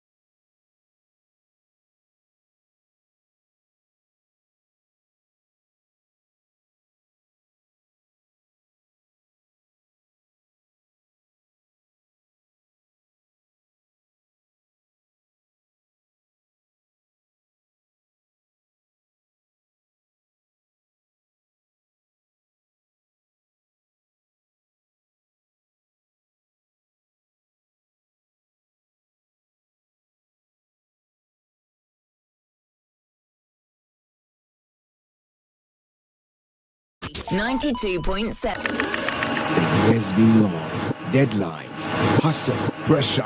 Now it's time to breathe, to dance, to feel again. The music hits, waves crush, energy rises. You're surrounded by good people and golden light. This is your reset, your freedom, your joy. 3FM All White Party, the beach edition, where paradise meets the party. Labadi Beach Hotel, 28 December. Lock it up. There's been long deadlines, hustle, pressure. Now it's time to breathe, to dance, to feel again. The music hits, waves crush, energy rises. You're surrounded by good people and golden light. This is your reset, your freedom, your joy. 3FM All White Party, the beach edition, where paradise meets the party. Labadi Beach Hotel, 28 December. Lock it up. There's been long deadlines, hustle, pressure. Now it's time to breathe, to dance, to feel again. The music hits, waves crush, energy rises. You're surrounded by good people and golden light. This is your reset, your freedom, your joy. 3FM All White Party, the beach edition, where paradise meets the party. Labadi Beach Hotel, 28 December. Lock it up. There's been long deadlines, hustle, pressure. Now it's time to breathe, to dance, to feel again. The music hits, waves crush, energy rises. You're surrounded by good people and golden light. This is your reset, your freedom, your joy. 3FM All White Party, the beach edition, where paradise meets the party. Labadi Beach Hotel, 28 December. Lock it up. There's been long deadlines, hustle, pressure. Now it's time to breathe, to dance, to feel again. The music hits. By Article 112, Clause 5, as amended, of the 1992 Constitution of the Republic of Ghana, as amended, I, Ebenezer Ehuman Jetro, the clerk to Parliament, do hereby formally notify you of the occurrence of a vacancy on statements on urgent public matters. Mr. Speaker, when the Minority Chief Whip made the statement, he demanded that the clerk be made to withdraw the letter he has written to the Electoral Commission. Mr. Speaker, I was not in the chamber at the time that the statement was made by the Minority Chief Whip. I came in and I saw that the Majority Chief Whip was on his feet and the members of the minority were on their feet behaving the very way that they are behaving now. And so I then urged the minority to allow for comments to be made, but they persisted behaving the way that they are behaving right now. Mr. Speaker, they continued behaving this way until the first Deputy Speaker, who was presiding, decided to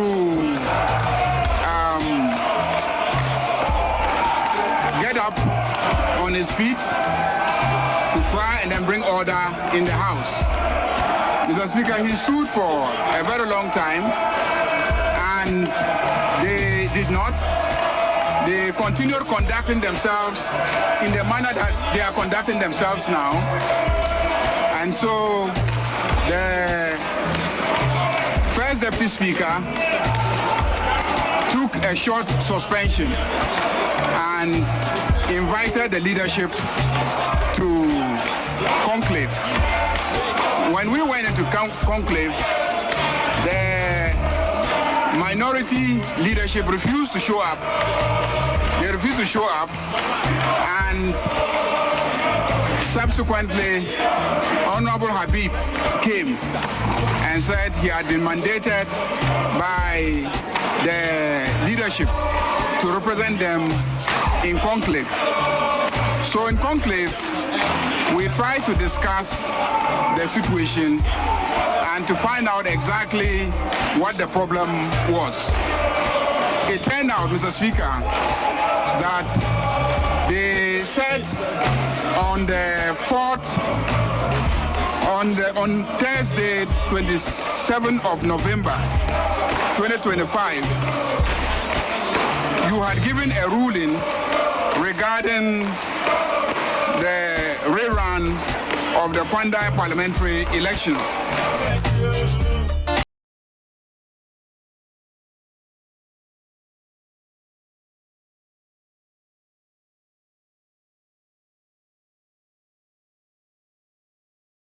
With procedure, and the Chief Justice has been ousted.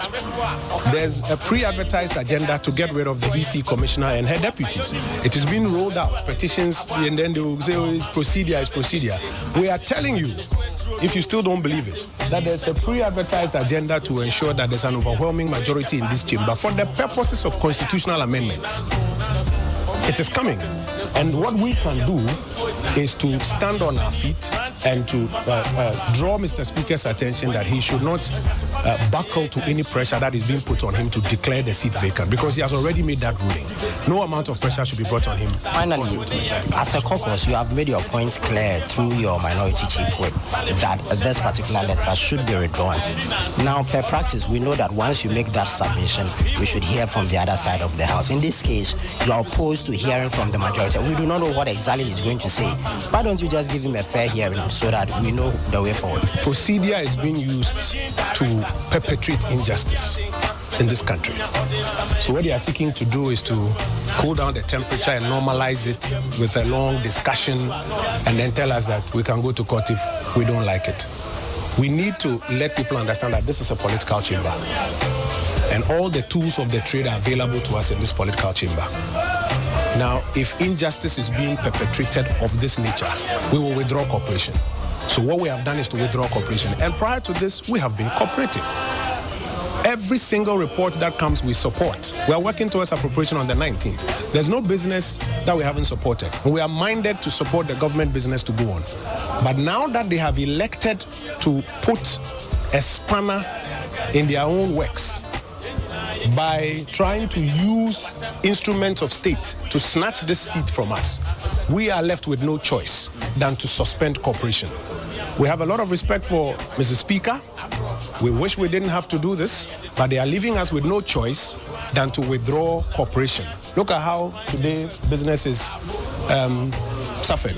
All of those who've done hours of research and want to contribute to national development and to discussion, they have to shelve all of that because they have elected, contrary to Mr. Speaker's ruling, they have elected to now put a spanner in the works. And my brother, if you push a man to the wall, you will see sides of him that are untidy. So it is in their hands, it is in their bosom to give that clear indication that that letter flying on social media does not even need to be withdrawn, and that indeed that letter or that letter is fake, doesn't have any grounding. No amount of procedural maneuvering that this is the procedure is going to change our mind. We have been clear. If you look at the energy from the backbenches, even when we are trying to tell them that, calm down, very clear that what is going to happen is that assurance is required.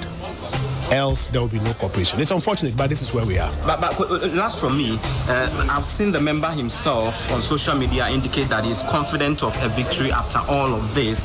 One would ask that if your side is this confident, why not just allow the process to go on for a rerun? Then you surely would win the seat back, if that's the case. He's speaking in his personal capacity. I'm telling you the view of the caucus. You've seen up here in the gallery the acting national chairman of the New Patriotic Party, Chairman Bute, up here in the gallery. There's a clear party position, there's a clear caucus position. I hear the Member of Parliament express his personal view, but the position of the party, the position of the caucus supersedes that. That cooperation will not be extended for as long as Mr. Speaker has been pressurized to renege on his earlier ruling. That ruling sits with precedent. And as long as he's been pressurized, then we're afraid that he's now acquiescing to that pressure. Because what he told our leadership 2 days ago is not what we are seeing flying on social media. And there are efforts now to maneuver and say, let's go by procedure, let's hear from this side. It's unfortunate. But our caucus has been clear that cooperation will be withdrawn until that assurance is given that that letter is not genuine and that the Honorable Matthew Nyindam remains Member of Parliament for Pandai. Let the courts go through the process of determining. The political chamber should not be inserted to be an interlocutor in this matter and attempt to snatch that seat for the purposes of getting some numbers to advance some constitutional amendments. And that is why we've had to take this position. Thank you.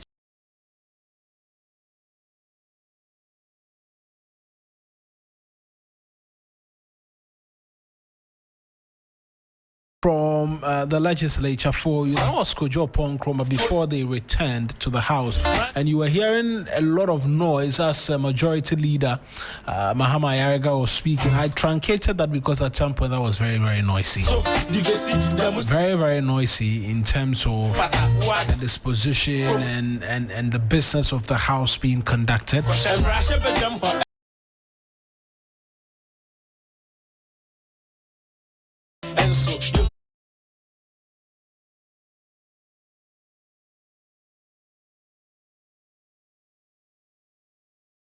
92.7 3 FM.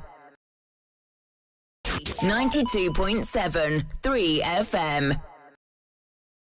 92.7. Yeah, and we're just going to try and go through the paces again as to what transpired. And Sixtus, you were saying that you are now even realizing properly some of the things which happened in some parts near fisticuffs, actually. Yes. Between so individuals as well. Whilst you were receiving the calls, I was then going through some of the videos. You see, I mean, I listened on radio, didn't have the benefits of the visuals. But as you were receiving the calls, I was now watching some of them. I'm like, all of this happened. All of this happened. Yeah, it did. And one of the callers said, it's as media, it's our duty to educate. And I don't know whether he was seeking to make the point that we're not educating enough, or we're not highlighting the reason behind which or upon which the minority I think we did that. acted. We did that. I say, even if we didn't, there are two things we said. I mean, you have your right to exercise, but that should not be so disruptive and so chaotic. And you see, the skies are not falling. I mean, somebody's election has been invalidated. This is not the first time. It's happened before. So let's talk about, if it's about a law that is not working, or a procedure that is not working, or the how easy it is for a political class to manipulate the law or the system. If those are the conversations we want to have, let's have them. But to say that you want to be so chaotic and disruptive because you want to exercise your right, I don't think it's a given anyway. I don't think so. So I mean, it is. Let's all watch the videos, and you will see. Some were even throwing blows. It was a missile. I think I saw one of the MPs throw something in the direction of the speaker. The speaker, yes, as well. And I mean, and you realize for her to get out of the place. Yeah. Speaker Bagbin had to take over.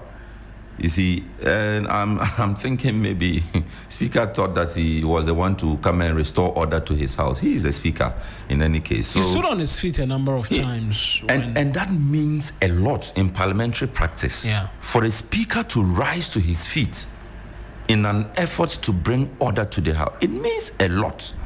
And I'm not the one to educate MPs on these things. They know far more than I do on these standards, and so, I mean, these are not things that we should even be forgiving or be assigning reasoning to. No, you cannot do the things you did. And like I made the point earlier, whilst you were there misbehaving, business was going on. Business was going on. I think that was the shock. I wouldn't say shock. That was a surprise for the man, because as much as there was a lot of disruption, the majority found a way to carry on, continue to do business, and that's what resulted in the moving to the center, and then subsequently some of the actions you saw in the video. Yes. And what have you. In the going forward, which is where I want us to take this now, where do we go from here? Because by all intents and purposes, the laid down rules in terms of order, how parliamentary business should be conducted, no two persons can be on their feet at the same time, according respect to each other in the discharge of parliamentary business and all of that was flagrantly abused yesterday. What happens in an instance like this? And I'm not going to be here and say, if this was an ordinary Ghanaian. No. An ordinary Ghanaian is not going to be in parliament. There are rules which guide the business of the house. Is it the case that young people can, because a lot of what was happening yesterday, even if you went to school, you would have closed. Unless your lecture, you're having a lecture and your lecture starts at 5 p.m., you're a matured student, what have you. But for the main universities, well, some of them, first degrees, you most likely could have some having lectures. For young people in particular, who are the target of what I'm about to say, a lot of them will be home. They would have turned on their TVs, and a lot of the stations actually went to parliament because of what was happening. They turn on their televisions, and they see their members of parliament misbehaving in the manner in which they were doing. And these videos do not do justice. Kunzo, these videos do not do justice to the final moments where we're talking about. When they moved from their seats from initially disrupting and banging tables to, the to center. The extent that the parliament security had to come in. I saw a number of faces of the security of parliament. You see, this he had to go to the protection of the speaker. This is because something was thrown at the speaker. I was thrown to the speaker's direction. A pile of papers and what have you. This is not a General Assembly of the University of Ghana SRC. No. Or nooks. I will even disagree with you if you say it's not because even there we are not expecting. Even there, this will not happen. This is not a nooks Congress. It must not happen there. Congress. It must not happen there. I mean, this is the legislature of Ghana, and see, you see the human barricade they had to form. You see, those are security of parliament. Go onto Facebook. And you see the tall man in the ducks. Yeah, if you are a journalist at parliament, you know him. He's always there. He's part of the security of parliament. I mean, this is unacceptable. And you want to tell me that is because you have a right? So we have rights. We should descend into chaos. You know the number of people who have problems at the courts. They disagree with judgments of the courts. So that means what? They should go riot in their communities. No. We simply cannot justify this. We can't justify this. The last time I watched, see the person with a squeezed face, the one holding the... Unfortunately, they are wearing nose masks, so we can't even mention their names. We don't know who they are. You see how they are pushing. If you can go to our stream... At some point, the majority members from the backbench also came and were seeking to push back their minority counterparts. And that's where you saw that video... And these are people's fathers. ...of the Nshaiso MP in some confrontation with someone. You see. He does that and then he hugs him. He was about to throw the blow, then he realized, oh no, this is my friend. And then he hugs him. Then he smiles and hugs him. And he goes back to his serious looking face. And this is, No. We are not exaggerating it. You can go to our Facebook stream or the YouTube stream. See him. He is not in a mask, so we can easily mention his name. The Honorable Sticker, Helen's friend. He's been restrained by the Honorable Issa Sagnerigu. Sagnerigu has always contributed to our parliament. Every MP they bring is very prominent.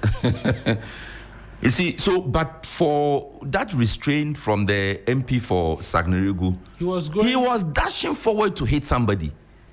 This one, the one with the nose mask and the bald head.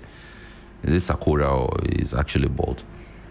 Yeah, I see. And the whip is walking, pacing up and down.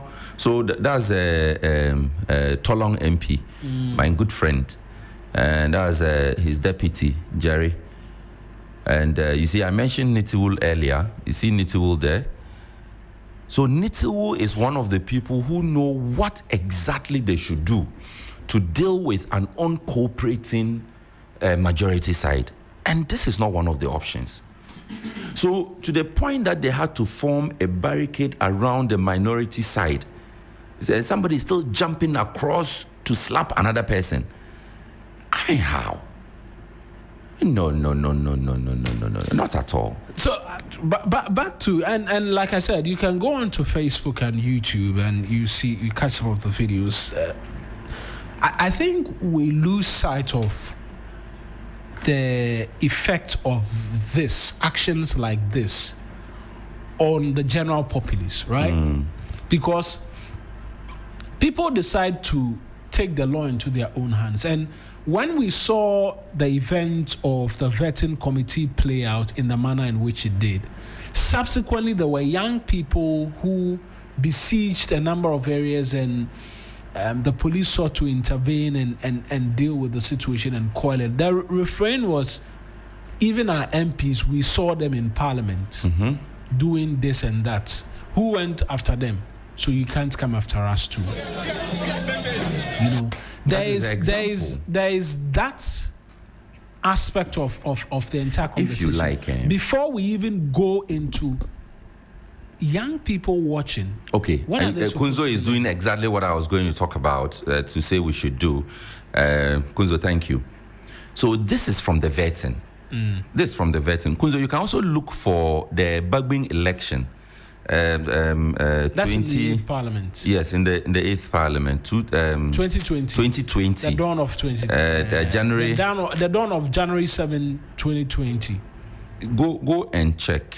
Let's see if we can get footages of that incident as well. And you see that it's the same thing. Our parliament cannot be this loose. It's been on a downward trajectory in terms of discipline. Our parliament cannot go in. And you see, at the committee level, they had to bring in uniformed police. And this is from the Parliamentary Protection Unit. Yes. So here too, clearly we see in the picture, Gusheo MP, former NPA boss, Hassan Tampuli. We see Ahmed Jerry, deputy whip. We see it's not clear. Arnaud Dompre. Yeah, it's a bit blurred. Arnaud Dompre is also pictured here. We see who again. So the policemen had to now begin to protect the furniture and the fixtures. You see, holding the tables down and the microphones and all of that. So this is no. Then the majority leader comes in. This footage is still about the vetting. What happened at the vetting? Yes. So majority leader has come in, trying to tell them to relax. And see, I pity this member of parliament. I really don't know his name. The one in the brown and jacket. Then you find the Honorable Appiah-Ampofo also there. Whip of the majority side. So he was trying to push down the table They were trying to lift it, or is it raise it and throw it? I don't know. And he was trying to push it down and restrain, telling the people to calm down. He's pushing them back. He's talking to Hassan Tampoli. So this is exactly what we saw replayed yesterday. If I should no, well, it's the same magnitude. Yeah, it falls within the same category of indiscipline. That, tables were not broken. In 2020 or in early part of this year, my description would have been indiscipline was creeping into the House of Parliament. And now it is with them. It has crept in. No, it is not. It has not crept in. No. It exists. It is a part of what's happening. It's part of parliamentary practice now. That's sad. That is sad. Because I mean, how we shouldn't be having this conversation about Parliament. You see, because the manner and way in which Parliament was revered in the past, you would be scared that, oh, they'll haul you before the Privileges Committee, oh, they will call you to come and answer, oh, they will do this. You see, but now everybody is having a go at Parliament because there's too much indiscipline in Parliament. And people have sought to suggest that because we saw no punishment dished out in this particular matter. That is why it repeated yesterday. But people were suspended. Oh, that suspension, even they prayed for mercy and the speaker, because Roxy Nelson Dapemeko was a part of the MPs who were suspended when the speaker returned and made his ruling.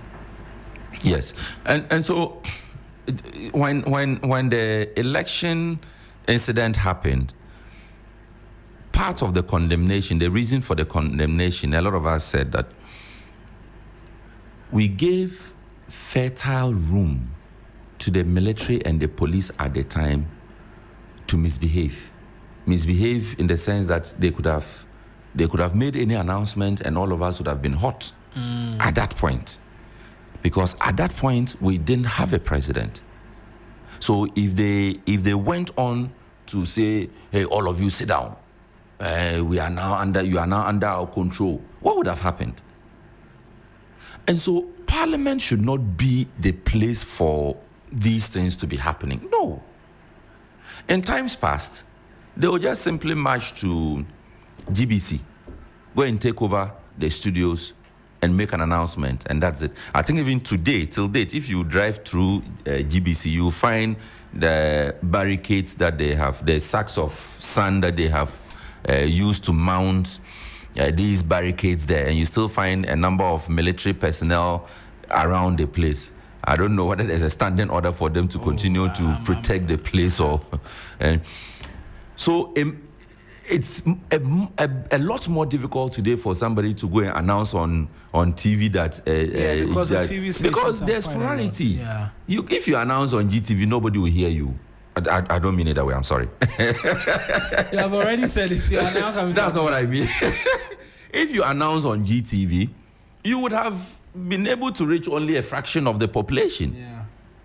At that time, GBC was indeed the station of the nation. It was the only station. So you could control the information flow and all of that.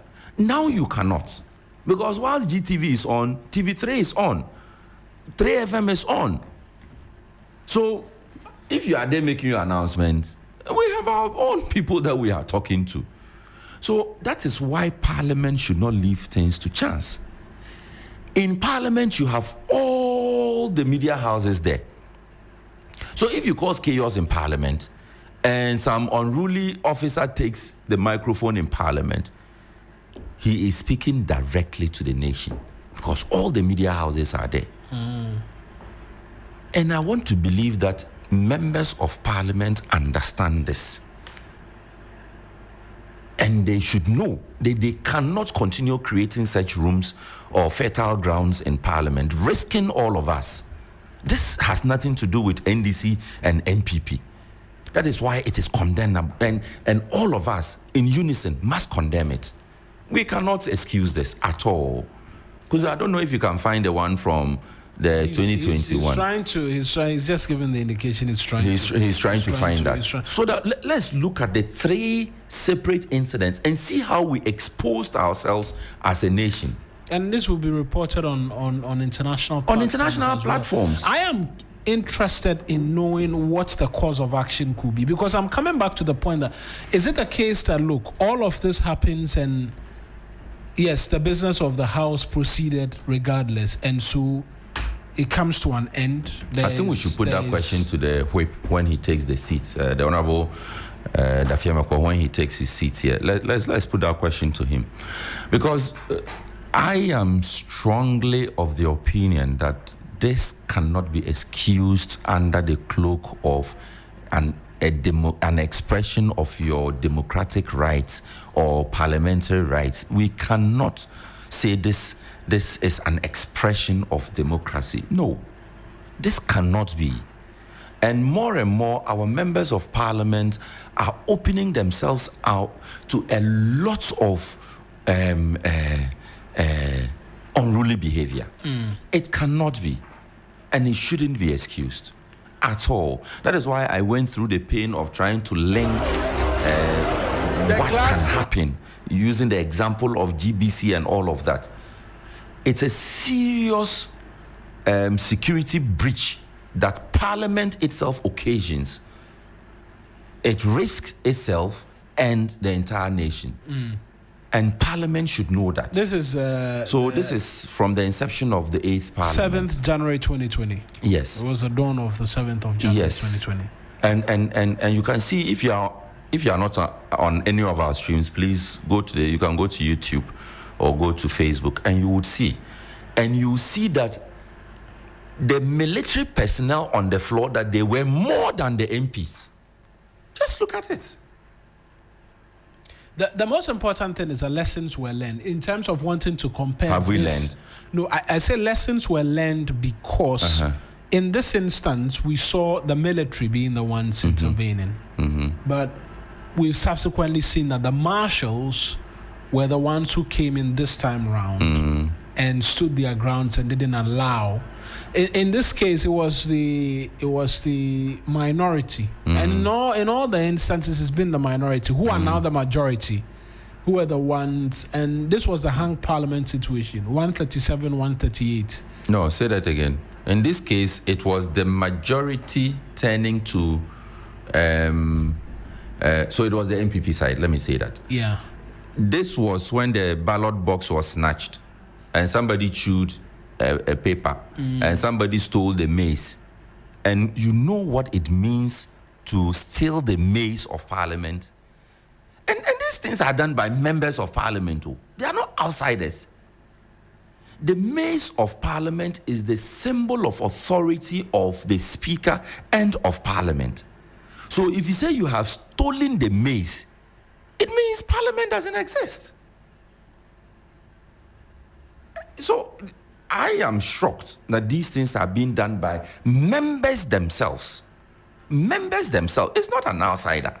It's not you or I or Abiam that they will say, oh, we don't understand what it means. We just saw some walking stick and we took it. No.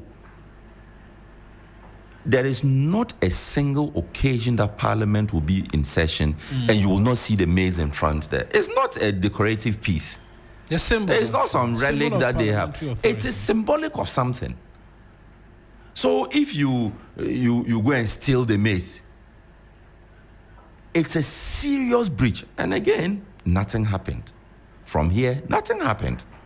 In fact, the Speaker, when he spoke about this, said it should have been investigated by the 8th Parliament. It wasn't investigated by the 8th Parliament, and so that's all we can say.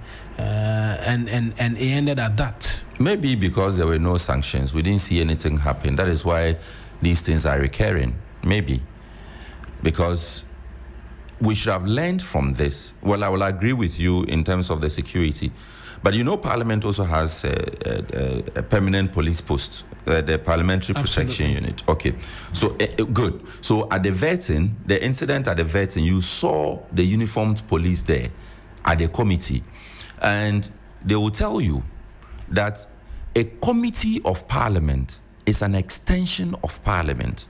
So where a committee of Parliament sits, Parliament invariably is the one sitting. So I would stretch it to say that we still had an intrusion at that vetting when we saw uniformed police go in to restore order. So I will agree with you that in this third instance, we saw that the Parliament security itself were the ones in charge of or trying to maintain the peace and all of that. But we cannot continue like that. And some action has to be taken. At what point will it stop? At what point? So something really has to happen. Because this is taking the people for granted. This will be the third time it is happening. Or it has happened. So, yes, something has to happen to stop it. And it will take the speaker as well, because I understand a lot of people who say this starts and falls with him, in terms of actions which should have been taken.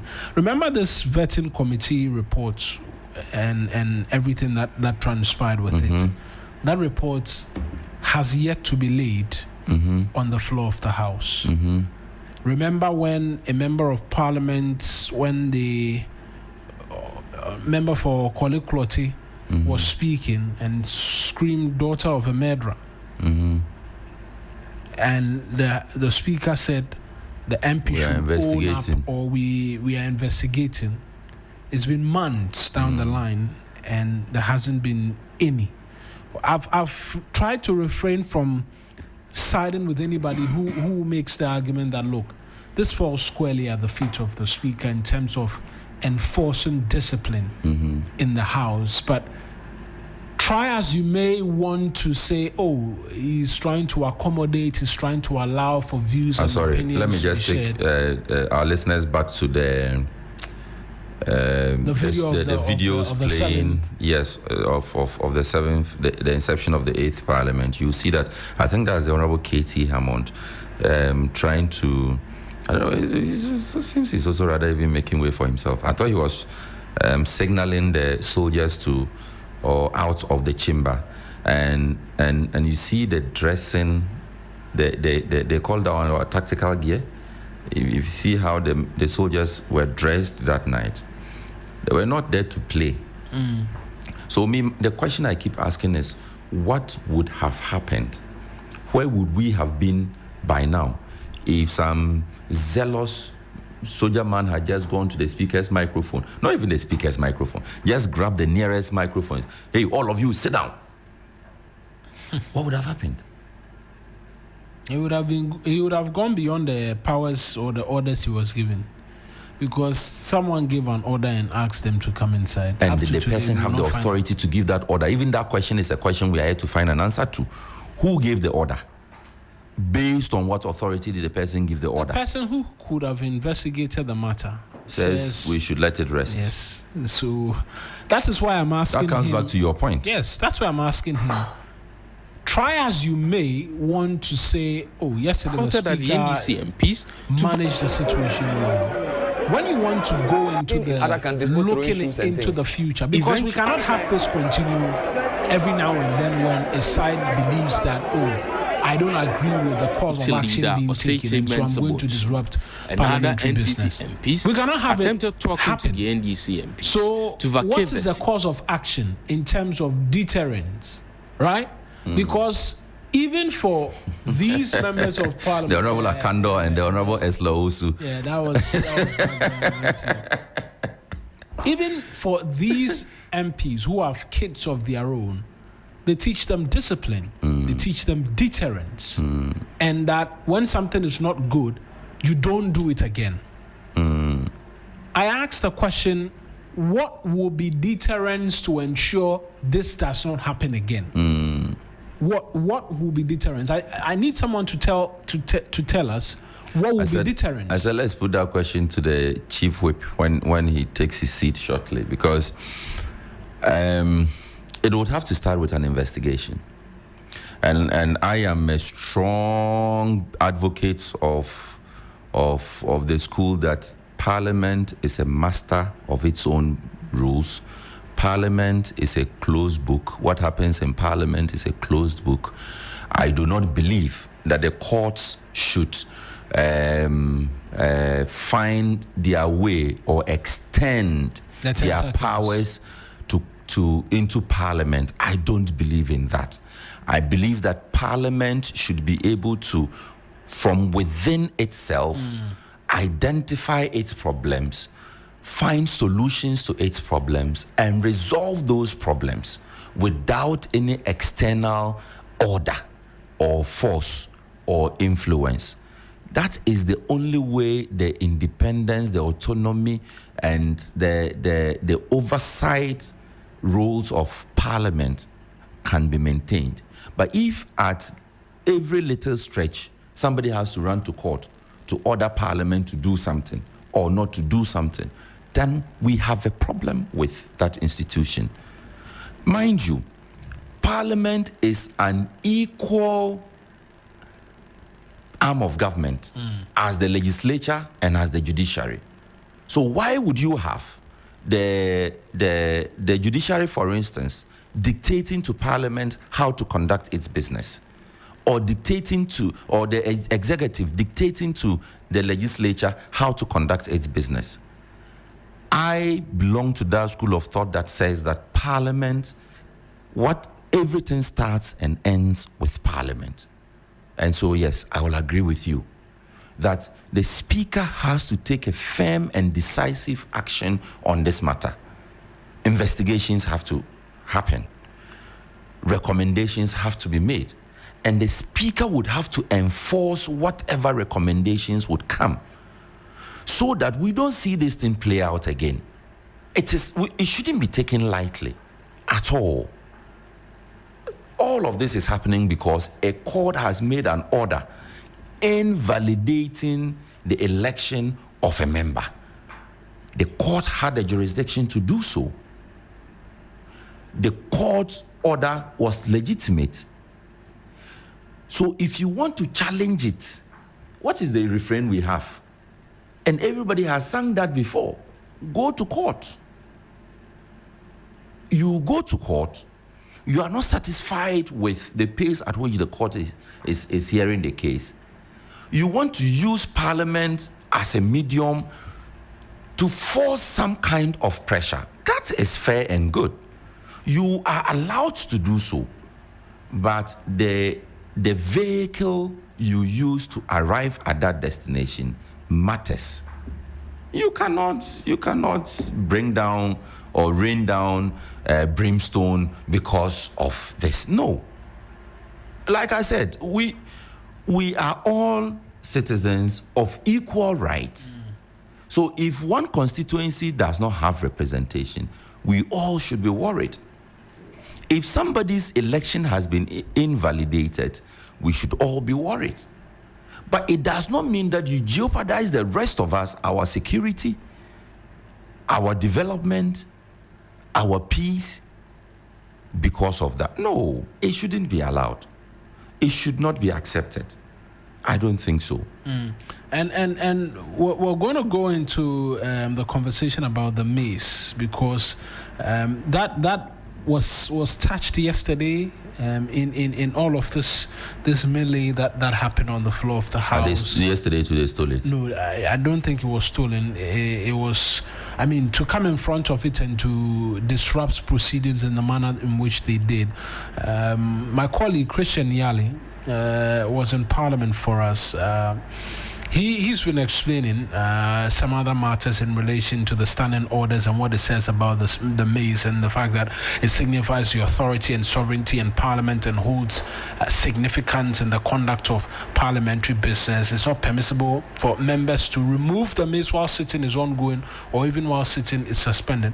The marshal who handles it ahead of the Speaker during procession into the chamber or recession from chamber is the only person who touches it as and when its position needs to change.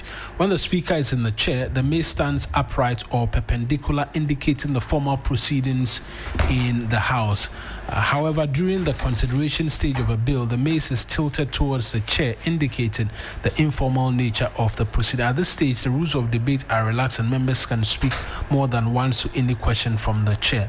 The marshal carries the mace on his right shoulder and then places it in a special holder in front of the clerk's table, where it remains throughout sitting. No member under any circumstance can touch the mace or remove it.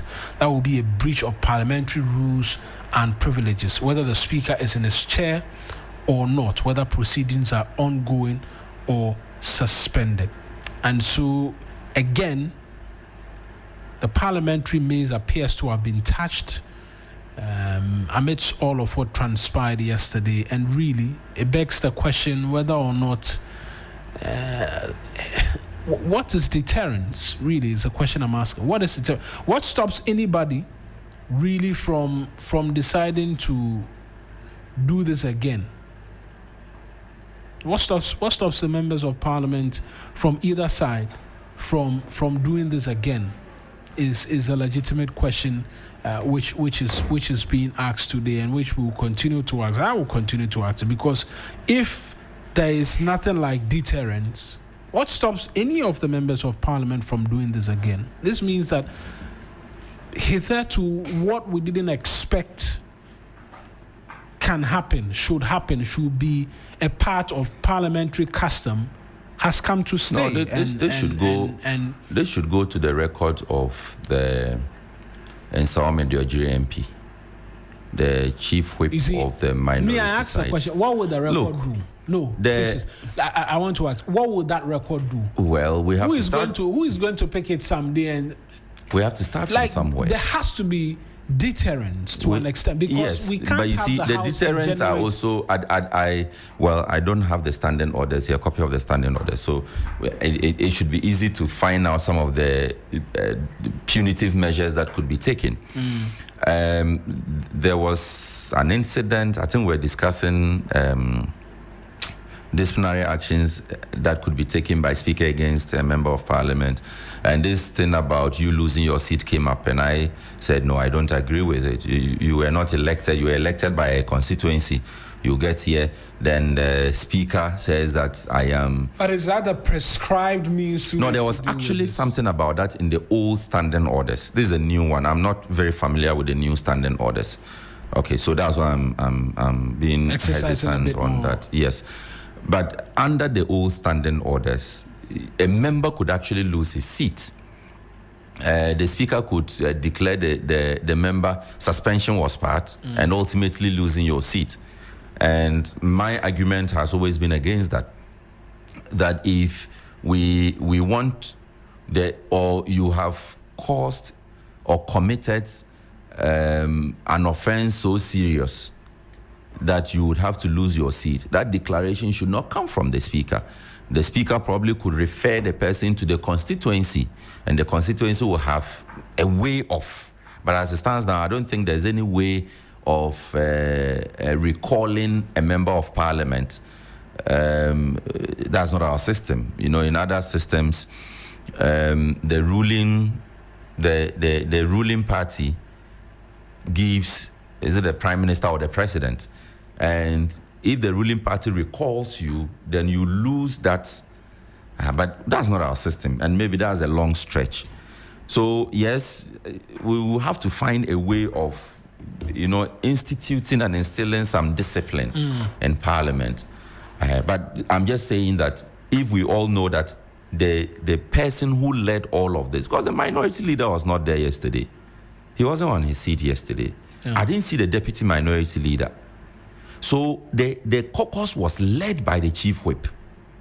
So in the absence of the caucus leader and his deputy, the chief whip led the caucus into this chaos. We can start the conversation from there. From there. Yes. Let's go for this quick break. When we return, I'm sure we'll be joined in properly by the majority chief whip, and then perhaps we'll put a number of these questions to him and get some responses. Stay with us. This is the 3FM Sunrise. 92.7 3FM.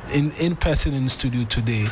A difficult day was yesterday, and it's quite telling on your face the strain you, the majority, had to go through yesterday in seeing through that government business went through smoothly. It was also my birthday. Oh, yeah. And that was a birthday gift your colleagues decided to give to you yesterday. But be as it may, these are not things that we've not seen before. But the way the minority carried themselves out yesterday was quite embarrassing. Because what are the issues? We disputed the outcome of the Kpanda elections sometime as early as 9th December 2024. And then we proceeded to challenge the declaration of the outcome of the results at the High Court, where the law says we should. We did not use huge numbers in Parliament to misconduct ourselves in the manner that they did, to make demands, to, as it were, say that if Kpanda is not resolved in our favor, then the business of Parliament can't go on. We didn't do that. We didn't pick cudgels. We didn't pick pickaxe. We didn't pick bow and arrow. We didn't pick machetes. We went to a court of law. And you have to listen to the drudgery that they took us through, the High Court. They actually initially challenged the constitutionality of the process. So on the 6th day of January, they filed a process to dismiss the petition. That failed. And so the matter was gone into. So the matters they are presently raising before the Supreme Court, right, via a certiorari application, had already been canvassed before the High Court in that early preliminary motion or notice to dismiss the suit.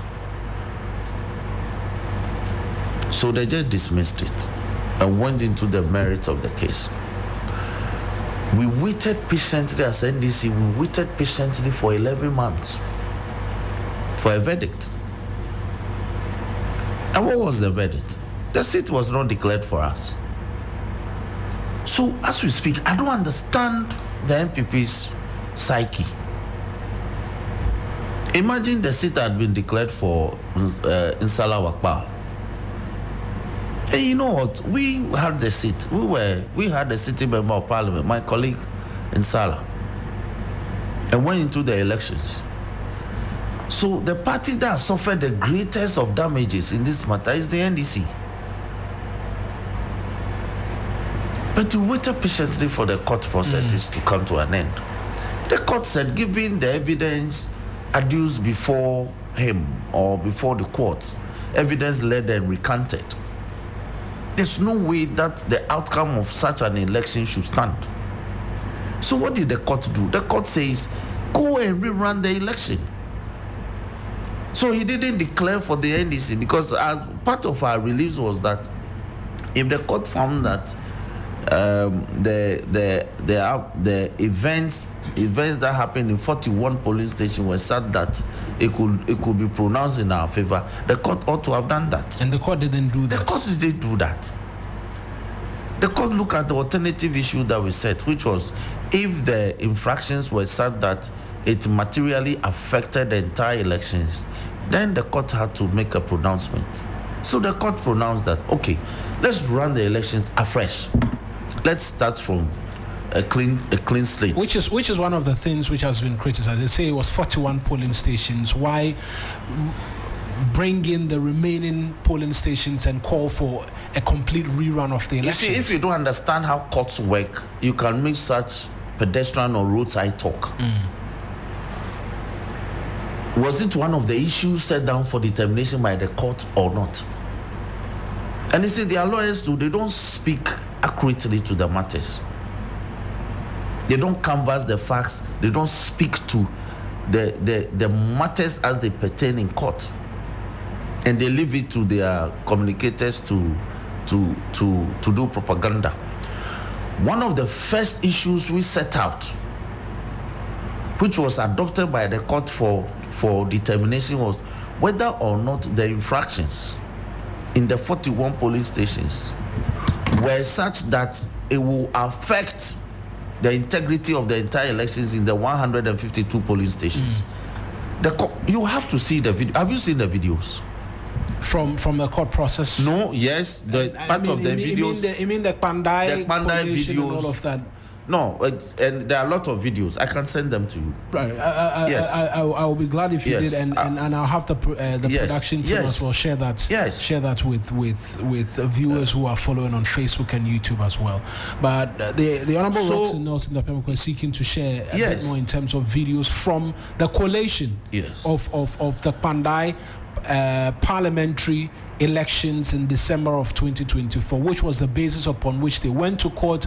The outcome and determination, which has become the subject of litigation, a court of appeal process, and then a Supreme Court process, resulting in the minority stance yesterday, which disrupted the House greatly. And there are lots of questions as to the disruption yesterday, what the course of action would be going forward. But I want you to just round up on that before we get into what happened yesterday and what is expected to happen, because the disruption, you mean Parliament? Yes, we are seeking to raise the matter on the floor this morning, especially regarding the conduct of Reverend Intim Fojo.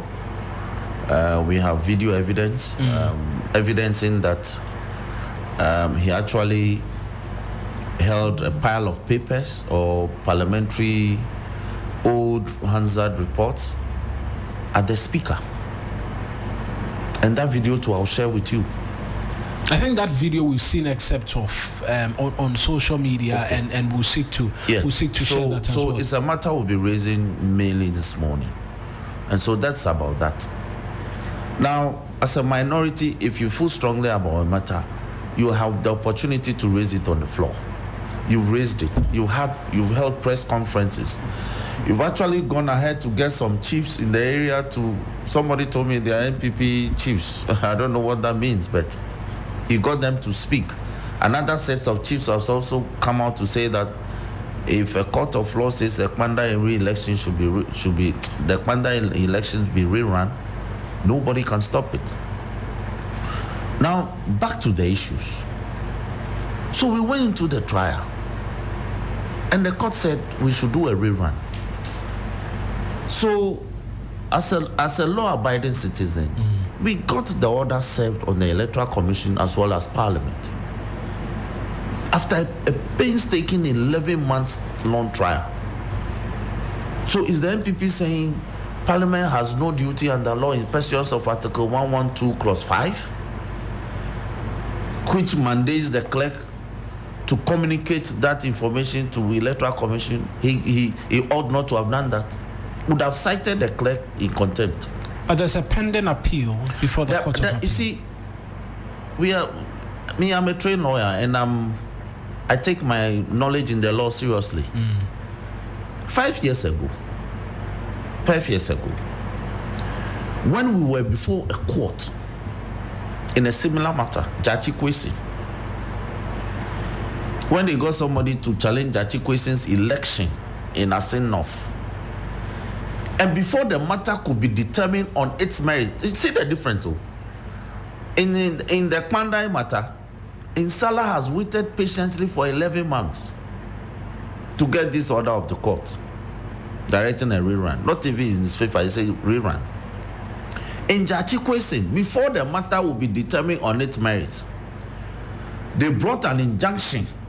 We didn't file injunction from being sworn in. They brought an injunction where the law had already been tried, settled, that a court does not injunct a constitutional office holder from performing his duties until a substantive court order says otherwise.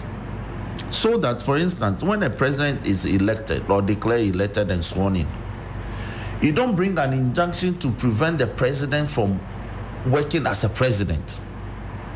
even though you must have filed an election petition challenging it. That is right. But they got a court in this country to pronounce Jachikwe saying that he could no longer hold himself as an MP, pending the final determination of the case. Jachikwe was denied access to his office in Parliament, was denied his salaries, he was denied access to his MP's common fund to work with. It happened in this country, on the floor. When this matter came to the floor, in fact, when Jachi came to the floor, I think a couple of hours after Jachi was attending court nearly every day, a couple of hours after the delivery of that ruling, we returned from court and he came. They raised the matter that he was no longer eligible to be on the floor. And so he needed to leave the chamber. They sponsored the Professor Kingsley Nyako to do that. I got up and spoke law and said, oh, this matters, yes, we agree, but you see, we have filed a notice of appeal. Right. And we have, that's an interlocutory appeal. And we have also filed a stay of execution of the injunctive order. And so this being the case, I think that we should allow him, oh, no. You see, I was talking wrong law. That my law was bad. Today, that's the same arguments being made. Yes. Citing provisions in CI 19 and the Court of Appeals. See, I will show you CI 19. That CI 19 was an interim stay, 7 days. They came to amend a substantive provision in CI 19. CI 19, 1997, as amended by CI 132, 2020. MPP government came to amend it. I was in Parliament. I participated in the consideration. They changed the law. The Court of Appeal rules now says that if you file a notice of appeal, it shall not operate as a stay of the order of the court. Right. Unless the court, which is the Court of Appeal, upon an application for stay, grants an order of stay of execution of that order. I didn't bring this amendment. It was MPP that brought it. Today, they don't want to suffer the consequences of their own laws that they brought to Parliament and got passed for them. So the fact that you have filed a stay or filed a notice of appeal, as a consequence of which you file a stay of application or notice for stay of execution, does not operate to stop any state entity from carrying out its functions.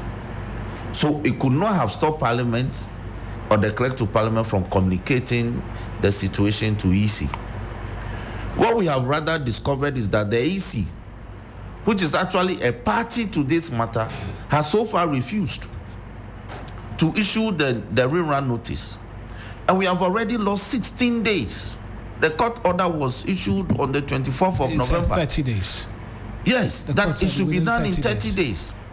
Today is the 10th of December. We've lost 16 days. When is the EC going to rerun the commander elections?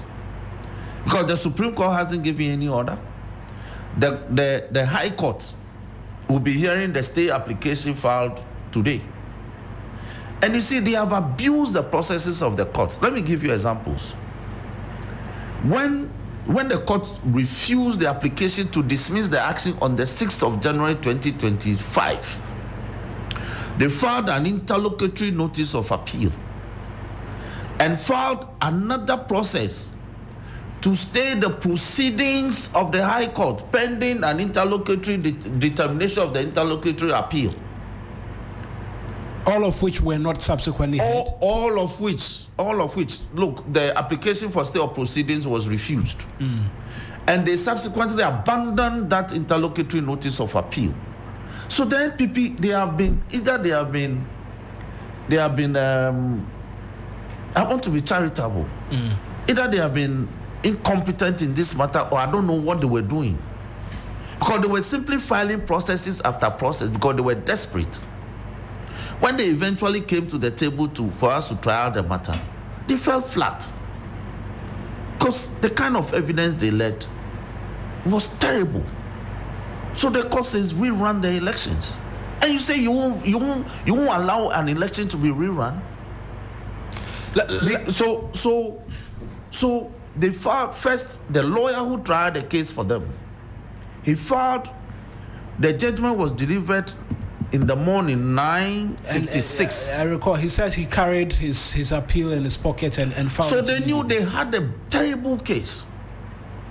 However smart you know as a lawyer, when you lose a trial that lasted that long, you would have to receive, even listening to the pronouncement of the judge, go back and take your time. So you could file a notice of appeal maybe the next day or later in the afternoon. Right.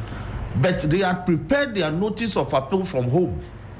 That should tell you that they knew beforehand that the case wouldn't go their way, because it was such a terrible case. So here's what they did. So he filed a notice of appeal, file application or notice for stay of execution, then they change the lawyer. The lawyer has come. He's also filed another notice of appeal before the same court, filed another application or notice for stay of execution, and whilst that is pending, they've gone to the Supreme Court to file a judicial review application by way of certiorari. So you have all this, but you are still holding press conferences and practically insulting the courts and insulting the whole judiciary, calling the court a kangaroo court. That's not done. You've organized press conferences in the constituency. That's not done. You've come to Parliament to practically stop Parliament from working. Which is what I want us to get into now, because that attempt to stop the House from working yesterday, you did proceed to finish all of what you were expected to do. I hear you say that Reverend Tim Fodjoy is a subject person of interest which will be raising on the floor. But Ghanaians listening and watching this morning are asking the question, is this what is going to happen in Parliament every time? Because it's not the first. There was the disruption during the vetting process in the early part of this year. The speaker came in, there was a committee which was tasked to do some work. We haven't seen that report laid on the floor of the House. That's one. Because I recall when the speaker came, out of the members who were suspended, you were a part of it. And it had to take intervention from both sides to have you all return. We're yet to see the committee report laid on the floor. No action taken. We'll say, and quite easily, that you in the House are condoning all of these, and you're active players in the disruption and the abuse of Parliament's standing orders. I don't think so. I disagree with you. If you saw my role in the earlier incident you recounted, I was trying to prevent them from. When I say you, I don't mean you in specificity. I mean the House in general. Okay. So the House isn't condoning. The report has been laid. It's a matter of prioritizing it to be taken. And so having hinted, in fact, you've averted my mind to it. So I believe that today at conclave, it may come up that report needs to be taken. Because if we don't do that, then perhaps the public won't take Parliament quite serious, especially given what happened yesterday. So that is my response to that. Now, dealing with the MPP some questions. I think we should be asking MPP some questions. You recall, the night we were to elect Bagbin as Speaker for the first time. Yes. 7th January midnight, 2020. Dawn of 7th January 2020. You saw their post. Similarly, they will not allow us to vote. And after voting, they actually had to go and scramble for the ballot papers, and one of them actually swallowed some part of the ballot papers. I mean, how can a group of people continue to do this? They will not allow simple protocols and rules and order to prevail. They must have their way. And if you resist, they must fight you. Yesterday, you have come to say that the clerk had no power. And the clerk cited the constitutional provision in pursuance of which he issued a letter. Yet you won't have none of it. Because of that, Parliament must disagree with a decision. And when we insist that no, some business must be done, they won't have it. So they actually cross over from their side, cross the aisle, which is an abhorrence in Parliament, And they were threatening to attack us, the majority front bench. And the curious question is, are there no causes of action within your standing orders to deal with what it is we saw yesterday? That's why we are saying that these matters will be seriously raised this morning. We'll start sitting from midday. Yes, 12. And so today, I'm sure if you follow us, the matters you are raising here will receive some attention on the floor. And Ghanaians can look forward to a bit more decorum in terms of what happens on the floor of the House, because it's been quite... You see, we can't compel MPP to be decorous. We cannot compel them. It's conduct. If they decide to be disruptive, that is... And it's become a group habit. Look, when we're in opposition, we disagreed. The only time that we participated in a stampede was when we were electing speaker and they wanted to have their way and we refused. So we stood our grounds and there were clashes. The second time, in fact, it was the same event that brought in soldiers and we resisted them. So there was a scuffle. Apart from that, the other time that we did something close to that was the E11. Eventually we walked out and didn't participate in the vote. And they sat in and voted and then we went to court. That matter is still pending. So you cannot insist that once you've made your views contrary as it is and it doesn't receive favor with the rest of the House, you must sit in and engage in disruptive and disorderly conduct. The rules frown upon it, and that's why coming here, I brought you a code of conduct for members of parliament. And this morning, we'll be raising all these matters using this code of conduct. Something must be done. Would anybody be wrong to blame the speaker for a failure in cracking the whip, resulting in what we saw yesterday? Because it's not the first. Speaker has cracked the whip many, many times. And I believe that speaker yesterday had to rely on his wisdom. Because you see, if you had agenda house, it would have been more damning. So he allowed them to engage in this disorderly conduct for the entire world to see who a group of people who had become very disrespectful, of course, of speaker. And what again was their case? You have spoken, you have raised an issue, you made a lot of allegations. Now, Speaker says, let me give the majority the opportunity to respond. That's how, this is the protocol in the House anyway. You say you will not allow me to speak, so they resisted me for like 30 minutes before my boss came. Yeah. Now, when my boss came to join and I briefed him, I said, but we have to respond. For 4 hours, we've been in chambers, engaging speaker. They will not allow the Honorable Mawuena Yariga to set the records in the issues they raised. So, for instance, when you make allegation that Jethro had no authority to issue the letter to Electoral Commission, it can be accurate. So he wanted to set that record straight. They won't because they peddle falsehoods, they know who will expose them. So 4 hours, they won't allow Mawuena Yariga to speak. Then eventually, when we were done, and Speaker says they move a motion that the House should be adjourned. We defeated them. So Speaker said, okay, then once your motion for adjournment has been defeated, we must proceed with government business. They won't have it. When my leader got up, they won't allow him to speak. So it was a classical case of a design attempt to just be disruptive and disorderly. The president, when the outcome of the election was announced and there was that overwhelming majority, stressed that this majority which the NDC now enjoys will not be used capriciously or arbitrarily. You will at all times seek to engage and build consensus. One of the accusations is that you're failing to build consensus on a number of things and you're seeking to bulldoze your way through. Reason why perhaps we saw what it is we saw yesterday. Absolute falsehood. In fact, if you heard another prayer yesterday, he said, we have cooperated so far on a lot of government business. They've cooperated until this one. It is Pandai that is the basis of all this. If any group would have been disruptive and exhibit disorderly conduct, he ought to have been on our side. Because we had the seat.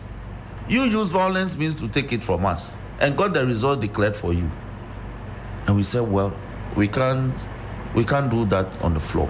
We have to go to court. Because where a law provides a procedure for a right to be remedied or to be realized, it's only that procedure that will be followed. This is authority in Boyfield versus NTHC, long ago, Supreme Court decision. So the procedure provided for contesting an outcome of a parliamentary election is the High Court. And that is where we went. For 10, 11 months, we haven't had a single press conference. We've been very meticulous, attending, flying from Accra to Tamale every time court is called. We've never asked Nyindam not to carry himself out as an MP or not to have a voice. But the day the court said that election was foul and therefore amounts to a nullity and that there should be a rerun, the basis upon which Nyindam came to Parliament had collapsed. For the principle in law is that ex nihilo nihilo fits. You can't put something on nothing and expect it to stand. The authority in McFoy versus UAC, Lord Denny. So I raised the matter. And I told Nyindam that, Nyindam, you are aware of the outcome, and so what? And so they decided to allow Nyindam to speak, to participate in the debate on the budget. That was when I resisted it. I believe on the 25th. We saw that before the speaker had to come in with the ruling. I resisted it. And they said all sorts of things, but I resisted it. And speaker said, the outcome of that decision, or the consequence of the decision of the High Court, is to the effect that there's a vacancy. But in the meantime, there's an automatic 7-day stay. So at the point I was raising the issue against Nyindam, it was premature. And that he had automatic stay from between the 24th of November to the 1st day of December. Between that time, he could come to the house because there's an automaticity of stay of the order. Subsequently, there's no automatic stay.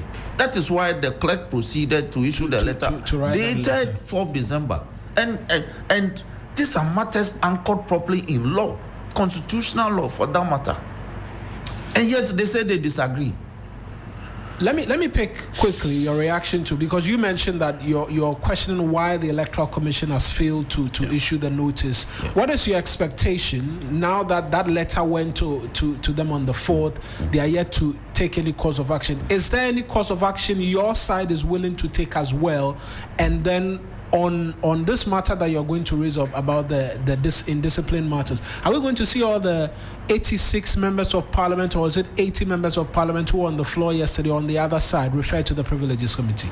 It wasn't all of them that attempted to cross the aisle. And it wasn't all of them that actually threw a pile of papers at the speaker. I see that's of great concern to you, that course of action. You could hurl a pile of paper at me, but certainly not at the speaker. As for this one, we won't have it. In such a chaotic situation, you could push me. Even if I fall, I'll get up, I'll dust whatever is on my body and take it in my stride. But to attempt, in fact, when he held the papers, it's because it was a pile of papers, it scattered in mid-air. If they were properly piled up, they would have hit the speaker. And having chance upon this evidence, we won't have it. So we will raise the issue today. Now, the other issue that you raised is that whether as a group there's a remedy for, yes, by all means there's a remedy. And the remedy is that if these matters are referred to the Privileges Committee, I'm sure there will be a small hearing in the matter. If I got the question correct. Yes, as in, are you referring those who attempted to cross the aisle? Yes. Now, regarding the Electoral Commission, there's a remedy. We have already cited them in contempt of court. We filed a contempt of court proceeding, action against them. I'm sure they are served by now, because you see, they are a party in the matter. So when you are a party in the matter and the decision is that, and the court was very clear, directed at the Electoral Commission. 30 days. So you need no service of the court order. All you had to do is to carry out the order of the court. They were deliberate and they refused. We said, no problem. We took steps to serve them with the order of the court. Again, they refused. Now, Parliament has taken further steps to inform you. Again, they have refused. So if the Electoral Commission is not supporting NPP in this matter, then I don't know what else it is. Because it's the NPP that's not interested in having a rerun. And the rerun can only be organized by the Electoral Commission. So if by the circumstantial steps or the circumstantial evidence against the Electoral Commission points to the inevitable conclusion that they are refusing to issue the rerun notice, then they are condoning. They are in connivance with the NPP to ensure that the rerun is not effected within the 30-day timeline the court issued. And we cannot disregard the court like that. We cannot. Right. It's the last thing we have to encourage or tolerate as a democracy. It's the last thing we have to disobedience to a court order must never be tolerated in any democracy. Final question from me, and I'll move away, because you mentioned Privileges Committee. The Speaker referred the Minority Leader, Alexander Appiah-Ampofo, into the Privileges Committee. Their side have asked that be withdrawn. On your side, are you willing to see this through to the end? Because he wasn't in Parliament yesterday. He was in the ECOWAS Parliament from what we understand as well. Isn't that continuous breach of what the resolution of the House was, and what would that mean for the pending case before the Privileges Committee? You're right. So his continuous attendance of the ECOWAS Parliament proceeding, it's a continuous breach, or he's aggravating his situation. That's one. That's two. The Privileges Committee, I'm sure, will look into the matter and bring a report. I have to check whether they've sat on the matter or they've started proceedings on the matter.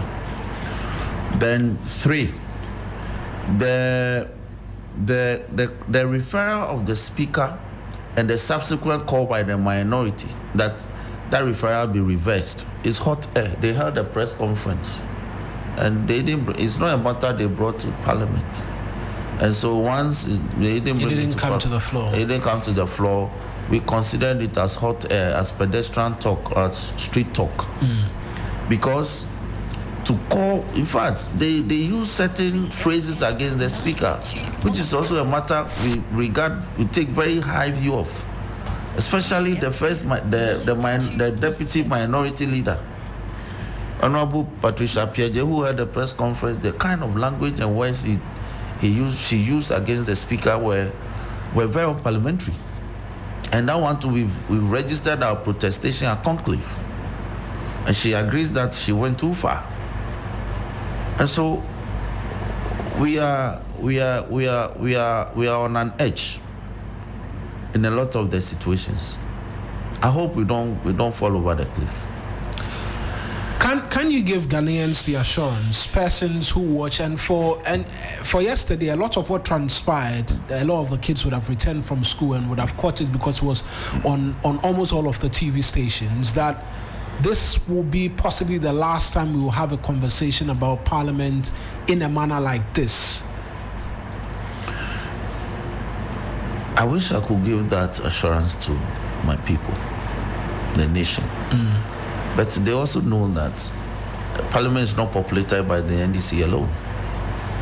Parliament is populated by the NPP as well as other independent candidates who fortuitously are with us. So I believe the group to be spoken to or to be talked to is the NPP. Imagine we had used our numbers to resist the NPP yesterday. Imagine we had decided to meet them with equal force, the story this morning would have been different. That's why my leader, Mawuena Sixtus, said we applied wisdom. Because we had government business to transact. If we applied force, we'll lose the opportunity to adopt reports and approve of estimates for statutory bodies and ministries for their 2026 annual activities. Would have also lost the opportunity to exhibit ourselves as leaders of the largest group and capable of maintaining order, even in the face of extreme provocation. So we applied wisdom and achieved a lot yesterday. So if the media, I believe it's the NPP that should be talking to. NPP used not to be like this. I don't know what's happening. Even their reaction to court processes and judgments, growing up, this is not the NPP I got to know. Right. Honorable, I appreciate you joining us this morning for this conversation, and we look forward to having you again, hopefully because there are a lot more we can discuss from private members' motion before the House and some other matters. But I understand you also have to be at a meeting called Clive at 10 a.m. But I appreciate you joining us this morning as always. The pleasure is all mine. Let me use the opportunity to say good morning to my constituents in Peki, Ikpali, Ikpevetongo. Last week was a momentous occasion in Peki for the Ibiza, and it was the 30th anniversary. It was very wonderful, and I want to commend them for that. I pray that next year it will be bigger. Every year we pray that it's bigger, and that we could churn out a lot of developmental projects as a result of that. Let me also commend all those who sent me birthday well wishes yesterday. They ran into this chaotic situation in Parliament, but hey, c'est la vie, like the French would say. That's life. So I thank you for the well wishes, and we pray for long life, health, and more wisdom to be able to carry out our functions in our respective public offices. I thank you for the opportunity. As always, pleasure. And the Honorable is a good old Omsu as well. Yes, so I need to mention. I need to mention that greatly as well. So, thank you very much, the Honorable Roxy Nelson Appiah-Ampofo, joining us in studio this morning, and a belated birthday to you as well. Thank you. From all of us here at 3FM. That's our show for you today. Let me do